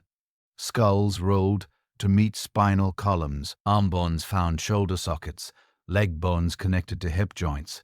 In a matter of moments, the scattered remains had become complete skeletons lying in formation across the valley floor. But that was just the beginning. Verse 8 continued the amazing transformation. "I looked, and tendons and flesh appeared on them, and skin covered them, but there was no breath in them. Now instead of dry bones, there were perfect human bodies lying motionless in the valley. They looked like people who were sleeping, but they weren't breathing." God gave Ezekiel another command that seemed just as impossible as the first. In verse 9, he said, "Prophesy to the breath. Prophesy, son of man, and say to it, 'This is what the sovereign Lord says. Come, breath from the four winds, and breathe into these slain, that they may live.'" Now Ezekiel had to preach to the air itself, calling for the wind to come and give life to these perfectly formed but lifeless bodies. The response was immediate and spectacular. Verse 10 described the final miracle. "So I prophesied as he commanded me, and breath entered them. They came to life and stood up on their feet, a vast army. Not only did they come alive, but they stood up at attention, like soldiers ready for battle. The valley that had been a graveyard was now filled with a mighty army of living people. Then God explained what this incredible vision meant. These bones weren't just random dead people. They represented something very specific. In verse 11, God revealed, "Son of man, these bones are the people of Israel. They say, 'Our bones are dried up, and our hope is gone.' We are cut off. The vision was about God's people in exile, who felt as hopeless and lifeless as scattered bones. The Israelites in Babylon felt exactly like those dry bones. They had been cut off from their homeland. Their temple was destroyed. Their king was in chains, and their national identity seemed completely finished. They were saying things like, "We're as good as dead. Our nation is over. There's no hope for us to ever be a people again." But God had a message for them through this incredible vision. In verse 12 he declared, "Therefore prophesy and say to them, this is what the sovereign Lord says, my people, I am going to open your graves and bring you up from them. I will bring you back to the land of Israel." What seemed impossible to them was not only possible, but absolutely certain from God's perspective. The restoration wouldn't just be political, it would be spiritual. Verse 13 promised, "Then you, my people, will know that I am the Lord when I open your graves and bring you up from them." They would experience God's power in such an unmistakable way that their faith would be completely renewed. But the most amazing promise was still to come. In verse 14, God revealed the ultimate purpose. "I will put my spirit in you, and you will live, and I will settle you in your own land. Then you will know that I, the Lord, have spoken, and I have done it, declares the Lord." This wasn't just about returning to geography. It was about receiving new spiritual life that would make them truly God's people again. After the spectacular vision of resurrection, God gave Ezekiel another dramatic demonstration. But this one was simpler and more practical. It involved 2 pieces of wood and a message that would give hope to a people who had been divided for centuries. The demonstration began with a simple command in Ezekiel 37 to 1:16, "Son of man, take a stick of wood and write on it belonging to Judah and the Israelites associated with him. Then take another stick of wood and write on it belonging to Joseph, that is, to Ephraim, and all the Israelites associated with him." Ezekiel was to prepare 2 wooden sticks, each representing one part of the divided kingdom. This division went back over 300 years to the time when Solomon's kingdom had split after his death. The northern kingdom, called Israel, or Ephraim, had included 10 tribes and had been destroyed by Assyria. The southern kingdom, called Judah, had included 2 tribes and had just been destroyed by Babylon. For centuries, these 2 parts of God's people had been separate nations, often fighting against each other instead of working together. The next instruction was simple but profound. Verse 17 commanded, "Join them together into one stick, so that they will become one in your hand." Ezekiel was to hold the 2 sticks together, so they appeared to be a single piece of wood. This visual demonstration would capture everyone's attention and make them ask what it meant. Sure enough, the people's curiosity was aroused. Verse 18 recorded there, "Our question, when your people ask you, won't you tell us what you mean by this?" They could see that something significant was being communicated through this simple act, but they needed the interpretation.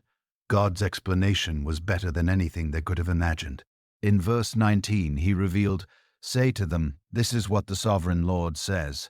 I'm going to take the stick of Joseph, which is in Ephraim's hand, and of the Israelite tribes associated with him, and join it to Judah's stick, making them a single stick of wood, and they will become one in my hand." God himself was going to reunify his divided people. The reunification wouldn't just be symbolic, it would be literal and permanent.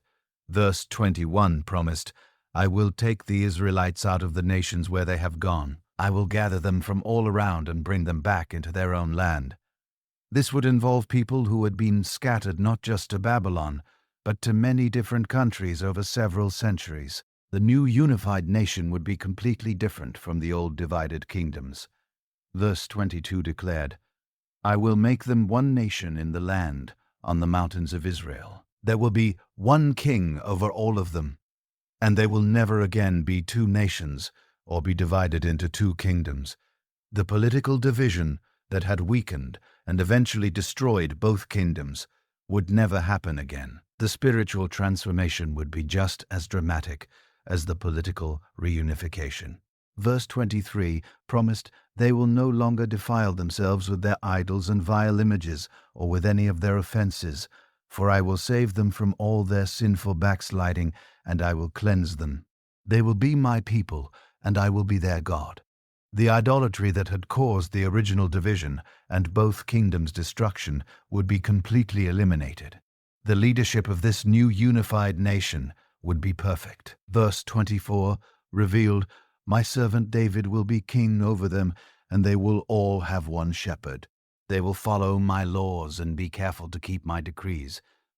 This wasn't referring to the historical David coming back from the dead, but to a future king from David's family line who would rule with David's heart for God. This perfect king would establish a perfect kingdom. Verse 25 described the permanence of this arrangement. "They will live in the land I gave to my servant Jacob, the land where your ancestors lived. They and their children's children will live there forever. And David, my servant, will be their prince forever." This wouldn't be another temporary kingdom that would rise and fall like all the others. This would be an eternal kingdom. The relationship between God and his people would be restored to what it was always meant to be. Verse 26 promised, "I will make a covenant of peace with them. It will be an everlasting covenant. I will establish them and increase their numbers, and I will put my sanctuary among them forever." Instead of the broken covenant that had led to judgment and exile, there would be an unbreakable covenant that would guarantee permanent blessing. The ultimate purpose was that the whole world would recognize God's relationship with his people. Verse 27 declared, "My dwelling place will be with them. I will be their God, and they will be my people." And verse 28 concluded, "Then the nations will know that I, the Lord, make Israel holy when my sanctuary is among them forever." The restored and unified people would become a testimony to all nations of God's faithfulness and power. Just when it seemed like the promises of restoration meant that God's people would live in peace forever, God revealed that there would be one final test. A massive invasion would come against the restored nation. But this attack would ultimately demonstrate God's power to the entire world and establish his people's security permanently. The prophecy began with God addressing the leader of this future invasion. In Ezekiel 38:2, God commanded, "Son of man, set your face against Gog of the land of Magog, the chief prince of Meek and Tubal.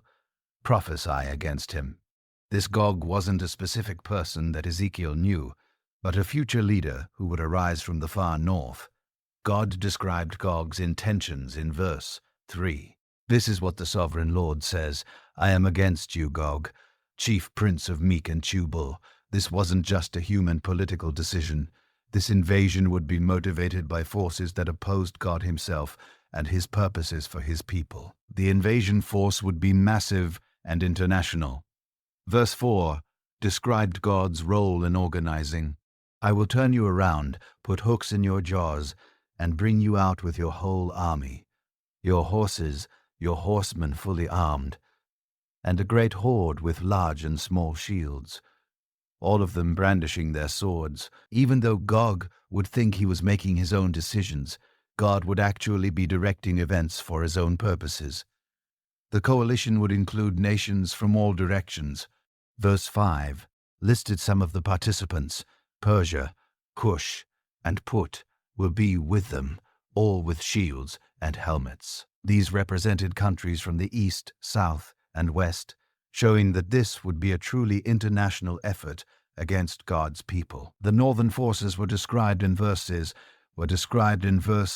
also Gumana with all its troops, and Batoma from the far north with all its troops, the many nations with you. This coalition would include peoples from the distant north, representing the most remote and powerful nations of the earth. But the timing of this invasion was crucial. It wouldn't happen immediately after the people returned from exile. Verse 8 explained, "After many days you will be called to arms. In future years you will invade a land that has recovered from war, whose people were gathered from many nations to the mountains of Israel, which had long been desolate. They had been brought out from the nations, and now all of them live in safety. This invasion would come after Israel had been fully restored and was living in peace and prosperity. The restored nation would be completely unprepared for war. Verse 11 described their vulnerable condition. You will say, I will invade a land of unwalled villages. I will attack a peaceful and unsuspecting people, all of them living without walls and without gates and bars. The people would be so confident in their security that they wouldn't even have military defenses. Gog's motivation would be purely materialistic. Verse 12 revealed his thinking. I will plunder and loot and turn my hand against the resettled ruins and the people gathered from the nations rich in livestock and goods, living at the center of the land. He would see Israel's prosperity and decide to take it for himself. Other nations would notice the invasion but wouldn't intervene. Verse 13 described their response. Sheba and Dedan and the merchants of Tarshish and all her villages will say to you, have you come to plunder? Have you gathered your hoards to loot, to carry off silver and gold, to take away livestock and goods, and to seize much plunder? They would ask questions, but wouldn't take action to help. The invasion would seem overwhelming from a human perspective. Verse 15 described the massive force. You will come from your place in the far north, you and many nations with you, all of them riding on horses, a great horde, a mighty army. Mighty, this wouldn't be a small raid. It would be the largest military force ever assembled against God's people. But God had his own plans for this invasion. Verse 16 revealed his purpose. You will advance against my people Israel like a cloud that uncovers the land. In days to come, Gog, I will bring you against my land, so that the nations may know me when I am proved holy through you before their eyes. This attack would become an opportunity for God to demonstrate his power to the entire world. The battle itself would be unlike anything in human history. Verse 19 described God's intervention. In my zeal and fiery wrath, I declare that at that time there shall be a great earthquake in the land of Israel. Natural disasters would be God's first weapon against the invaders. The supernatural intervention would intensify.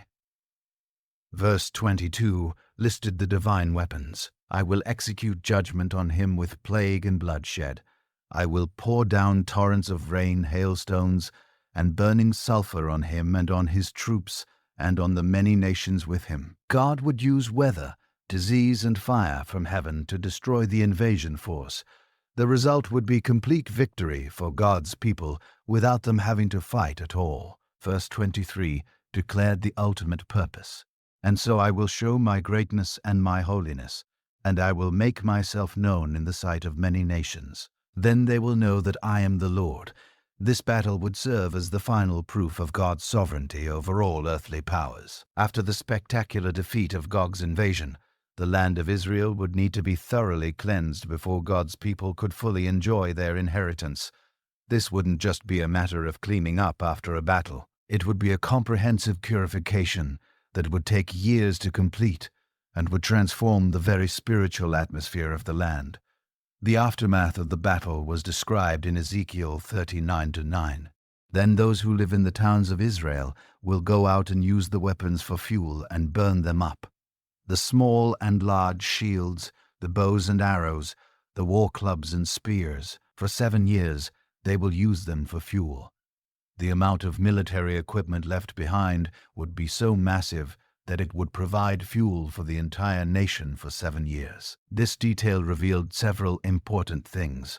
First, the invasion force had been enormous, large enough to equip an entire nation with fuel for 7 years. Second, the weapons were made of materials that could be burned, showing that even in this future time, some warfare would still involve traditional materials, rather than being completely technological. Third, the people would be so secure after this victory that they could afford to burn military equipment, rather than storing it for future conflicts.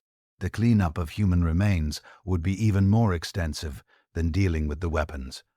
Verse 11 described the burial process. On that day, I will give Gog a burial place in Israel, in the valley of those who travel east of the sea. It will block the way of travelers, because Gog and all his hordes will be buried there. So it will be called the Valley of Hamon-Gog. The number of bodies would be so great that they would create a physical obstacle for people trying to travel through the area. The burial would be a massive national project. Verse 12 explained the scope. For 7 months the Israelites will be burying them in order to cleanse the land. It would take the entire nation working for 7 months just to bury all the dead invaders. This showed both the enormous size of the invasion force and the thoroughness required to properly cleanse the land. But even after 7 months of intensive burial work, the job wouldn't be completely finished. Verse 14 described the ongoing cleanup. People will be continually employed in cleansing the land. They will spread out across the land, and along with others, they will bury any bodies that are lying on the ground. Some bodies would be missed in the initial cleanup and would need to be found and buried later. The search would be systematic and careful. Verse 15 outlined the procedure. As they go through the land, anyone who sees a human bone will leave a marker beside it, until the gravediggers have buried it in the valley of Hamon-Gog. No remains would be left unburied, ensuring that the land was completely cleansed from the defilement of death. The spiritual significance of this cleanup was enormous. In ancient times, contact with dead bodies made people ceremonially unclean and prevented them from participating in worship. Having thousands of unburied corpses scattered across the land would have made the entire country spiritually defiled and unfit for God's presence. The thoroughness of the purification showed that God intended his restored people to enjoy perfect fellowship with him in a completely holy land. There would be no spiritual obstacles, no unclean areas, no reminders of death and destruction to interfere with their worship and relationship with God. The cleanup would also serve as a permanent reminder of God's victory over his enemies. Every time someone passed the valley of Hamon-Gog, they would remember how God had defeated the greatest army ever assembled against his people. The burial site would become a monument to divine power and faithfulness. The birds and wild animals would also participate in the cleanup, but in a different way. Verse 17 described a gruesome feast. Son of man, this is what the sovereign Lord says. Call out to every kind of bird and all the wild animals. Assemble and come together from all around to the sacrifice I am preparing for you, the great sacrifice on the mountains of Israel. There you will eat flesh and drink blood. The carrion-eating creatures would consume the remains that couldn't be properly buried. This wasn't just about practical cleanup. It was about demonstrating that those who opposed God would become food for scavengers. The mighty warriors who had marched proudly to battle would end up as meals for vultures and jackals. Their strength and pride would be reduced to nothing more than nourishment for the lowest creatures. The feast would include the highest ranks of the enemy forces. Verse 18 specified the menu. You will eat the flesh of mighty men and drink the blood of the princes of the earth, as if they were rams and lambs, goats and bulls, all of them fattened animals from Bashan. Generals, kings, and nobles would all receive the same treatment, becoming food for animals. The abundance would be overwhelming. Verse 19 promised, At the sacrifice I am preparing for you, you will eat fat until you are glutted, and drink blood until you are drunk. There would be so many bodies that even the scavengers would be overwhelmed by the abundance. This graphic imagery served multiple purposes. It showed the completeness of God's victory, the humiliation of his enemies, and the thoroughness of the land's purification. No trace of the invasion would remain, except for the memorial valley and the 7 years' worth of fuel from their weapons. 25 years after Ezekiel's first vision by the Kibar River, God gave him the most detailed and elaborate vision of his entire prophetic ministry. This wasn't about judgment or restoration in general terms. This was a precise architectural blueprint for a temple that would surpass even Solomon's magnificent building in glory and significance. The vision began with another supernatural transportation. In Ezekiel 40:1, the date was carefully recorded in the 25th year of our exile. At the beginning of the year, On the 10th day of the month, in the 14th year after the fall of the city, on that very day the hand of the Lord was on me, and he took me there. This was exactly 25 years after Ezekiel had been taken into exile, and 14 years after Jerusalem's destruction. Ezekiel found himself in a completely different place than the Valley of Dry Bones. Verse 2 described his new location. In visions of God, he took me to the land of Israel and set me on a very high mountain, on whose south side were some buildings that looked like a city. He was back in the promised land, but everything was different from what he remembered. A mysterious figure was waiting for him there. Verse 3 introduced this being. He took me there, and I saw a man whose appearance was like bronze. He was standing in the gateway with a linen cord and a measuring rod in his hand. This wasn't an ordinary person. His bronzel-like appearance suggested a supernatural being, possibly an angel, who had been appointed to give Ezekiel a tour of this new temple complex. The bronze man gave Ezekiel specific instructions in verse 4. The man said to me, "Son of man, look carefully and listen closely, and pay attention to everything I am going to show you, for that is why you have been brought here. Tell the people of Israel everything you see." This wasn't just a casual tour.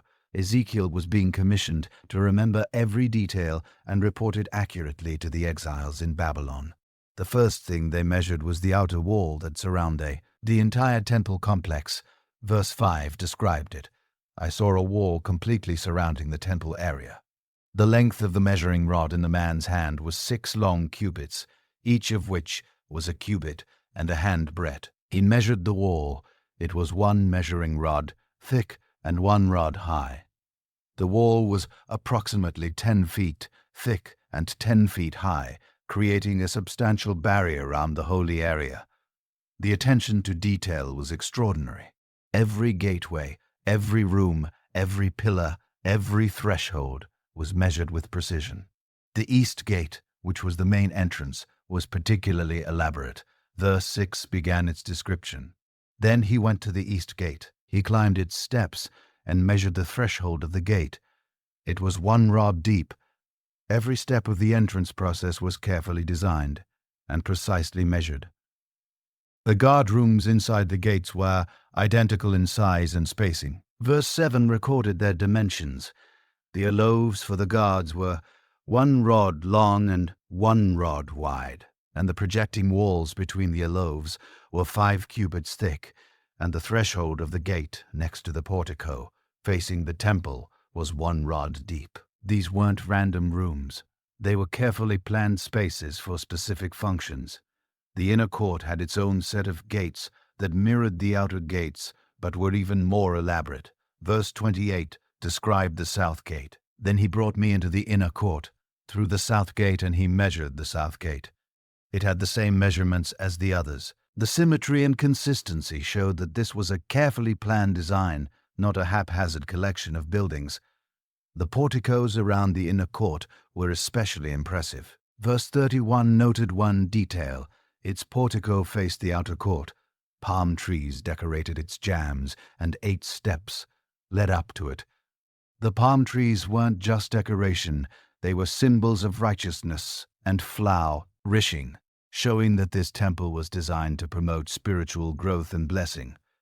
The rooms for preparing sacrifices were strategically located near the gates. Verse 38 described their purpose.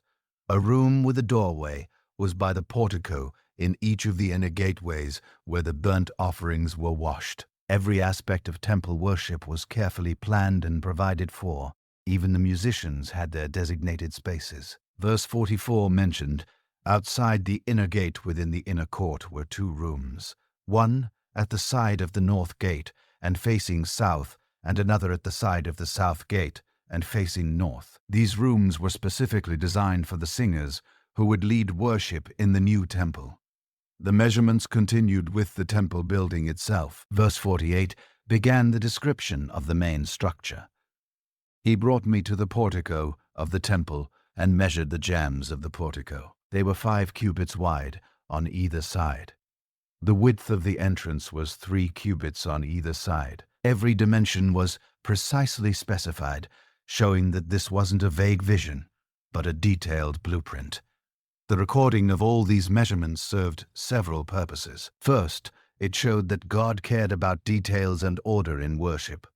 Second, it demonstrated that this temple was designed by divine wisdom rather than human creativity. Third, it provided hope to the exiles that God had specific plans for their restoration that were as detailed and certain as these architectural specifications. After the exhaustive tour of the temple's architecture, Ezekiel witnessed something that surpassed even the spectacular vision of the Valley of Dry Bones. The glory of God, which he had seen departing from the old temple in stages, was now returning to fill the new sanctuary with even greater splendor than before. The vision of God's return began at the east gate, which had special significance throughout Ezekiel's ministry. In Ezekiel 43:1, the scene was set. Then the man brought me to the gate facing east. This was the same direction from which Ezekiel had seen the glory depart years earlier, and now it would be the direction from which glory would return. What Ezekiel saw coming from the east was beyond description. Verse 2 attempted to capture it. And I saw the glory of the God of Israel coming from the east. His voice was like the roar of rushing waters, and the land was radiant with his glory. This wasn't just a bright light. This was the very presence of the Creator of the universe, returning to dwell with his people. The sight immediately brought back memories of Ezekiel's earlier visions. Verse 3 recorded his recognition. The vision I saw was like the vision I had seen when he came to destroy the city, and like the visions I had seen by the Kabar River, and I fell face down. This was the same glory that had called him to be a prophet, the same presence that had departed from Jerusalem. Now returning in triumph, the glory didn't just hover outside the temple. It entered and filled the entire structure. Verse 4 described the magnificent entrance. The glory of the Lord entered the temple through the gate facing east. The same gate through which the glory had departed was now the portal for its glorious return. The intensity of the divine presence was overwhelming. Verse 5 recorded what happened next. Then the Spirit lifted me up and brought me into the inner court, and the glory of the Lord filled the temple. The entire building was saturated with God's presence, just as Solomon's temple had been filled. At its dedication, but even more intensely, Ezekiel found himself prostrate before this incredible display of divine glory, just as he had been at his first vision. But this time, instead of receiving a commission to prophesy judgment, he was witnessing the fulfillment of restoration promises. The God who had been forced to depart because of his people's sin was now returning to dwell with them permanently. The voice that spoke to him came from inside the temple, showing that God had truly taken up residence there. Verse 6 recorded, "While the man was standing beside me, I heard someone speaking to me from inside the temple." God was no longer speaking from a distance or through visions. He was speaking from his dwelling place among his people. The message was one of permanent establishment and eternal relationship. In verse 7, God declared, "Son of man, this is the place of my throne, and the place for the soles of my feet. This is where I will live among the Israelites forever. The people of Israel will never again defile my holy name, neither they nor their kings by their prostitution, and the funeral offerings for their kings at their death. This wouldn't be another temporary arrangement that could be broken by human sinfulness." The reason for this permanence was explained in the promise of transformation. God wasn't just returning to the same people who had defiled his previous temple. He was returning to a people who had been fundamentally changed. Their hearts had been renewed. Their spirits had been regenerated, and their capacity for spiritual adultery had been removed. The contrast with the past was emphasized in verse 8. "When they placed their threshold next to my threshold, and their doorposts beside my doorposts, with only a wall between me and them, they defiled my holy name by their detestable practices. So I destroyed them in my anger." The old temple had been contaminated by the proximity of pagan worship and royal corruption, but the new arrangement would be completely different. Verse 9 promised, "Now let them put away from me their prostitution and the funeral offerings for tea, heir kings, and I will live among them forever." The spiritual adultery that had characterized the past would be permanently eliminated. This return of God's glory wasn't just a restoration, it was an escalation. The presence would be more intense, more permanent, and more transformative than ever before. The people who experienced this would be changed by the encounter in ways that would make future rebellion impossible. With God's glory now filling the new temple, it was time to establish the regulations that would govern worship in this holy place. These weren't just updated versions of the old laws. They were designed for a people who had been transformed and a temple that would never again be defiled. The first priority was ensuring that only appropriate people would be allowed to enter the sacred areas. In Ezekiel 44-6, God addressed the issue that had caused problems in the past. "Say to rebellious Israel, this is what the sovereign Lord says. Enough of your detestable practices, people of Israel."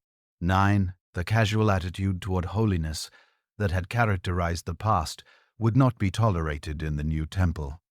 The specific problem was identified in verse 7. "In addition to all your other detestable practices, you brought foreigners uncircumcised in heart and flesh into my sanctuary, desecrating my temple while you offered me food, fat, and blood, and you broke my covenant." Allowing unqualified people into sacred areas had been one of the major causes of the temple's defilement. The solution was strict access control, but 9 established the new policy. "This is what the sovereign Lord says. No foreigner uncircumcised in heart and flesh is to enter my sanctuary, not even the foreigners who live among the Israelites." Physical circumcision alone wasn't enough. There had to be spiritual circumcision as well, representing a genuine heart relationship with God. But access restrictions weren't just about foreigners. Even among the Levites, there would be different levels of service based on their past faithfulness. Verse 10 addressed those who had been unfaithful. "The Levites, who went far from me when Israel went astray, and who wandered from me after their idols, must bear the consequences of their sin." These unfaithful Levites would still have a role in the temple, but it would be limited. Verse 11 defined their duties. "They may serve in my sanctuary, having charge of the gates of the temple, and serving in it. They may slaughter the burnt offerings and sacrifices for the people, and stand before the people and serve them." They could handle the physical work and assist the people, but they couldn't approach God's presence directly. However, those who had remained faithful would receive special privileges. Verse 15 identified this group, but the Levitical priests, who are descendants of Zadok, and who guarded the duties of my sanctuary when the Israelites went astray from me, are to come near to minister before me. They are to stand before me to offer sacrifices of fat and blood, declares the sovereign Lord.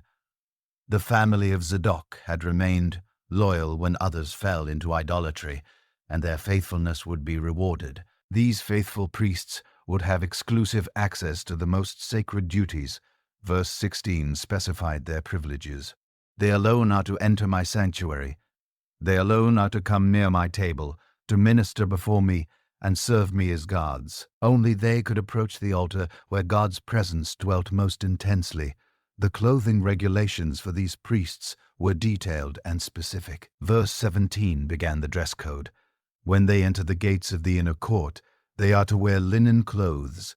They must not wear any woolen garment while ministering at the gates of the inner court or inside the temple. Linen was cooler and cleaner than wool, representing the purity required for God's service. The head coverings were particularly important. Verse 18 specified, "They are to wear linen turbans on their heads and linen undergarments around their waists. They must not wear anything that makes them perspire." Sweating was associated with the curse of hard labor after the fall, and there would be no reminders of the curse in God's presence. When the priests finished their duties and returned to the outer court where regular people gathered, they had to change clothes completely. Verse 19 explained the procedure. "When they go out into the outer court where the people are, They are to take off the clothes they have been ministering in, and are to leave them in the sacred rooms and put on other clothes, so that the people are not consecrated through contact with their garments. The holiness was so intense that even their clothing could transmit it to unprepared people. Personal grooming standards were also specified. Verse 20 established the rules. They must not shave their heads or let their hair grow long, but they are to keep the hair of their heads trimmed. Extreme hairstyles associated with pagan mourning rituals or aesthetic practices were forbidden. Everything should be moderate and appropriate. Marriage restrictions ensured the priest's family life supported their sacred duties. Verse 22 outlined the requirements. They must not marry widows or divorced women. They may only marry virgins of Israelite descent or widows of priests. Their marriages needed to be unquestionably pure and free from any moral complications. The priest's teaching role was emphasized as being just as important as their ritual duties. Verse 23 described this responsibility. They are to teach my people the difference between the holy and the common, and show them how to distinguish between the unclean and the clean. The people needed constant instruction to maintain the spiritual standards required for God's presence among them. Legal responsibilities were also part of their duties. Verse 24 explained, in any dispute, the priests are to serve as judges and decide it according to my ordinances. They are to keep my laws and my decrees for all my appointed festivals. They are to keep my Sabbaths holy. They would be the final arbiters of religious law and practice. Property ownership rules for priests were designed to keep them focused on spiritual rather than material concerns. Verse 28 addressed their inheritance. I am to be the only inheritance the priests have. You are to give them no possession in Israel. I will be their possession. Instead of owning land like other Israelites, the priests would be supported by offerings and would depend completely on God for their needs. The festivals and sacrificial system would be restored, but with new meaning and power. Chapter 45 outlined the regulations for the various offerings, showing that worship would continue, but in a context of permanent divine presence rather than the tentative relationship that had characterized the past. The Sabbath regulations were particularly emphasized, showing that rest and worship would be priorities in the restored community. Verse 17 of chapter 46 specified the princes to provide the burnt offerings, grain offerings, and drink offerings at the festivals, the new moons, and the Sabbath at all the appointed festivals of Israel. Even the political leadership would be focused on facilitating worship rather than pursuing secular power. The final vision that God gave to Ezekiel was perhaps the most practical and hopeful of all. After seeing the temple rebuilt and worship restored, he was shown how the entire promised land would be redistributed among the 12 tribes in a way that would ensure justice, equality, and permanent peace. This wasn't just about returning to the old tribal territories that had existed before the exile. This was a completely new arrangement that would correct the inequalities and conflicts that had contributed to the nation's downfall. In Ezekiel 47:13, God introduced the new system. This is what the sovereign Lord says. These are the boundaries of the land that you will divide among the 12 tribes of Israel as their inheritance, with 2 portions for Joseph. The distribution would be fundamentally different from the original conquest under Joshua. Instead of each tribe receiving territory based on their military success or political influence, everyone would receive equal portions arranged in orderly parallel strips across the land. This geometric precision showed that divine wisdom rather than human politics would determine the boundaries. The northern border was carefully defined in verse 15. This is to be the boundary of the land. On the north side, it will run from the Great Sea by the Hethlon Road past Lebo Hamath to Zedot. The boundaries would be larger and more clearly defined than they had been in the past, ensuring that there would be no disputes about territorial limits. But before describing the tribal allocations, God revealed something that would transform the very nature of the land itself. In chapter 47:1, Ezekiel was shown an incredible sight. The man brought me back to the entrance to the temple, and I saw water coming out from under the threshold of the temple toward the east, for the temple faced east. The water was coming down from under the south side of the temple, south of the altar. This wasn't just a small spring or drainage system. As Ezekiel followed the water eastward, it grew dramatically. Verse 3 described the first measurement. As the man went eastward with a measuring line in his hand, he measured off 1,000 cubits, and then led me through water that was ankle deep. The water was already substantial enough to create a stream another 1,000 cubits further. The water had grown significantly. Verse 4 continued, he measured off another 1,000 cubits, and led me through water that was knee-deep. He measured off another 1,000 and led me through water that was up to the waist. The stream was becoming a river fed by some supernatural source within the temple. The final measurement revealed something miraculous. Verse 5 described the climax. He measured off another 1,000, but now it was a river that I could not cross, because the water had risen and was deep enough to swim in a river that no one could cross. In just 4,000 cubits, about 2 miles, ankle-deep water had become a major river. This river would bring life wherever it flowed. Verse 9 explained its power. Swarms of living creatures will live wherever the river flows. There will be large numbers of fish because this water flows there and makes the salt water fresh. So where the river flows, everything will live. Even the Dead Sea, which had been lifeless for millennia, would teem with fish when this river reached it. The vegetation along the river banks would be supernatural. Verse 12 described the miracle trees. Fruit trees of all kinds will grow on both banks of the river. Their leaves will not wither, nor will their fruit fail.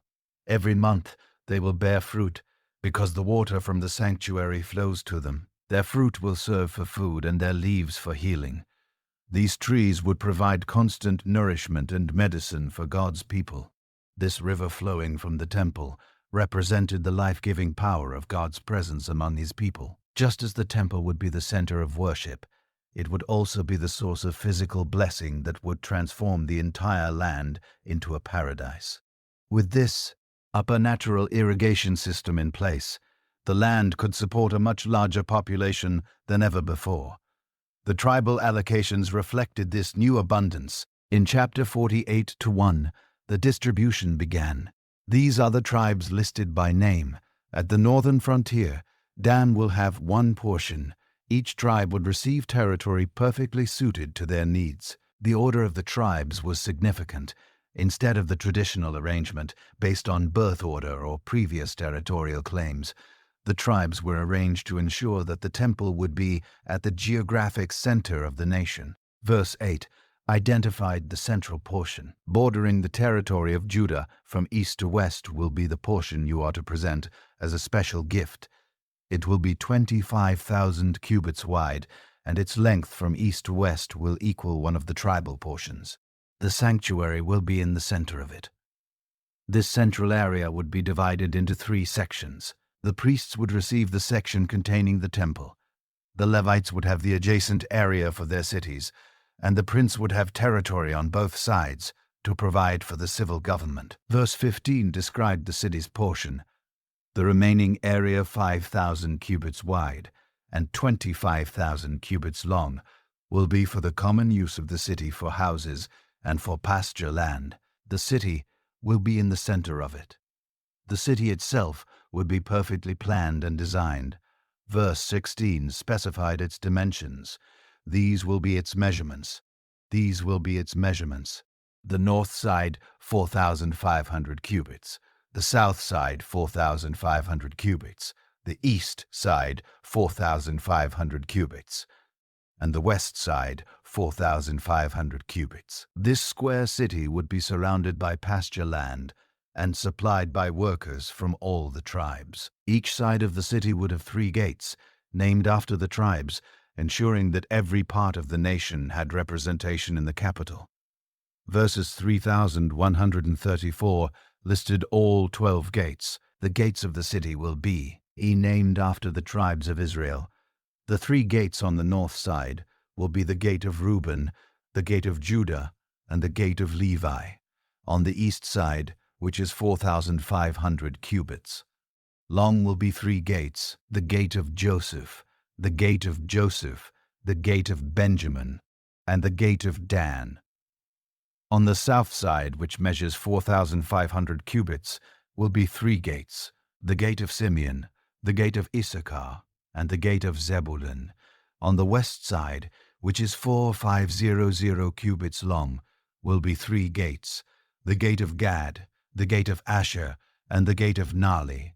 The new name of the city would reflect its greatest glory, the permanent presence of God among his people. Verse 35 concluded the entire book with this magnificent promise. The distance all around will be 18,000 cubits, and the name of the city from that time on will be "The Lord is there." This wasn't just a geographical designation, it was a theological statement. The city would be known throughout the world not for its wealth, its military power, its political influence, or its architectural beauty, but for the fact that the Creator of the universe had chosen to dwell there permanently among his people. Music T, equal distribution of land among the tribes, would eliminate the economic inequalities that had contributed to social unrest in the past. No tribe would be disadvantaged by poor soil or limited water access, because the supernatural river would ensure that all areas were equally productive. The geometric precision of the boundaries would prevent the territorial disputes that had often led to conflict between tribes. There would be no ambiguity about who owned what, and no opportunity for stronger tribes to encroach on weaker ones. The central location of the temple and the city would ensure that worship remained the focus of national life. No tribe would be so far from the sanctuary that regular participation in festivals would be difficult, and the prince's territory surrounding the central area would guarantee that civil government would always be oriented towards supporting rather than competing with religious leadership. Most importantly, the entire arrangement would serve as a physical demonstration that God had kept his promises to restore his people to their land and renew his relationship with them. Every boundary marker, every city gate, every flowing stream would be evidence that the God who had seemed to abandon them during the dark days of exile had actually been planning their restoration all along. The vision ended where it had begun 25 years earlier, with the overwhelming reality of God's presence among his people. But instead of the mobile throne chariot that had appeared by the Kebar River or the departing glory that had left the old temple, this presence was stationary, permanent, and transformative. The name of the city, "The Lord is there," captured the essence of everything Ezekiel had been called to prophecy. Judgment would give way to restoration. Exile would end in return. And the God who seemed distant would prove to be eternally near. If this journey through Ezekiel has opened your eyes to see God's power and faithfulness in a new way, don't keep it to yourself. Hit that subscribe button right now so you never miss another incredible biblical adventure. There are so many more amazing stories waiting to be discovered together. And here's the thing, someone in your life needs to hear this message of hope today. Maybe they're going through their own valley of dry bones moment, feeling like their dreams are scattered and lifeless. Share this video with them. Let them see that the same God who promised to breathe life into Israel's hopeless situation is still breathing life into impossible circumstances today. Your like, your share, your comment, they all help spread these life-changing biblical truths to people who desperately need to hear them. Together, we can make sure everyone gets to experience the book of Ezekiel like they've never seen it before. So, what are you waiting for? Subscribe, share, and let's continue exploring God's incredible word together.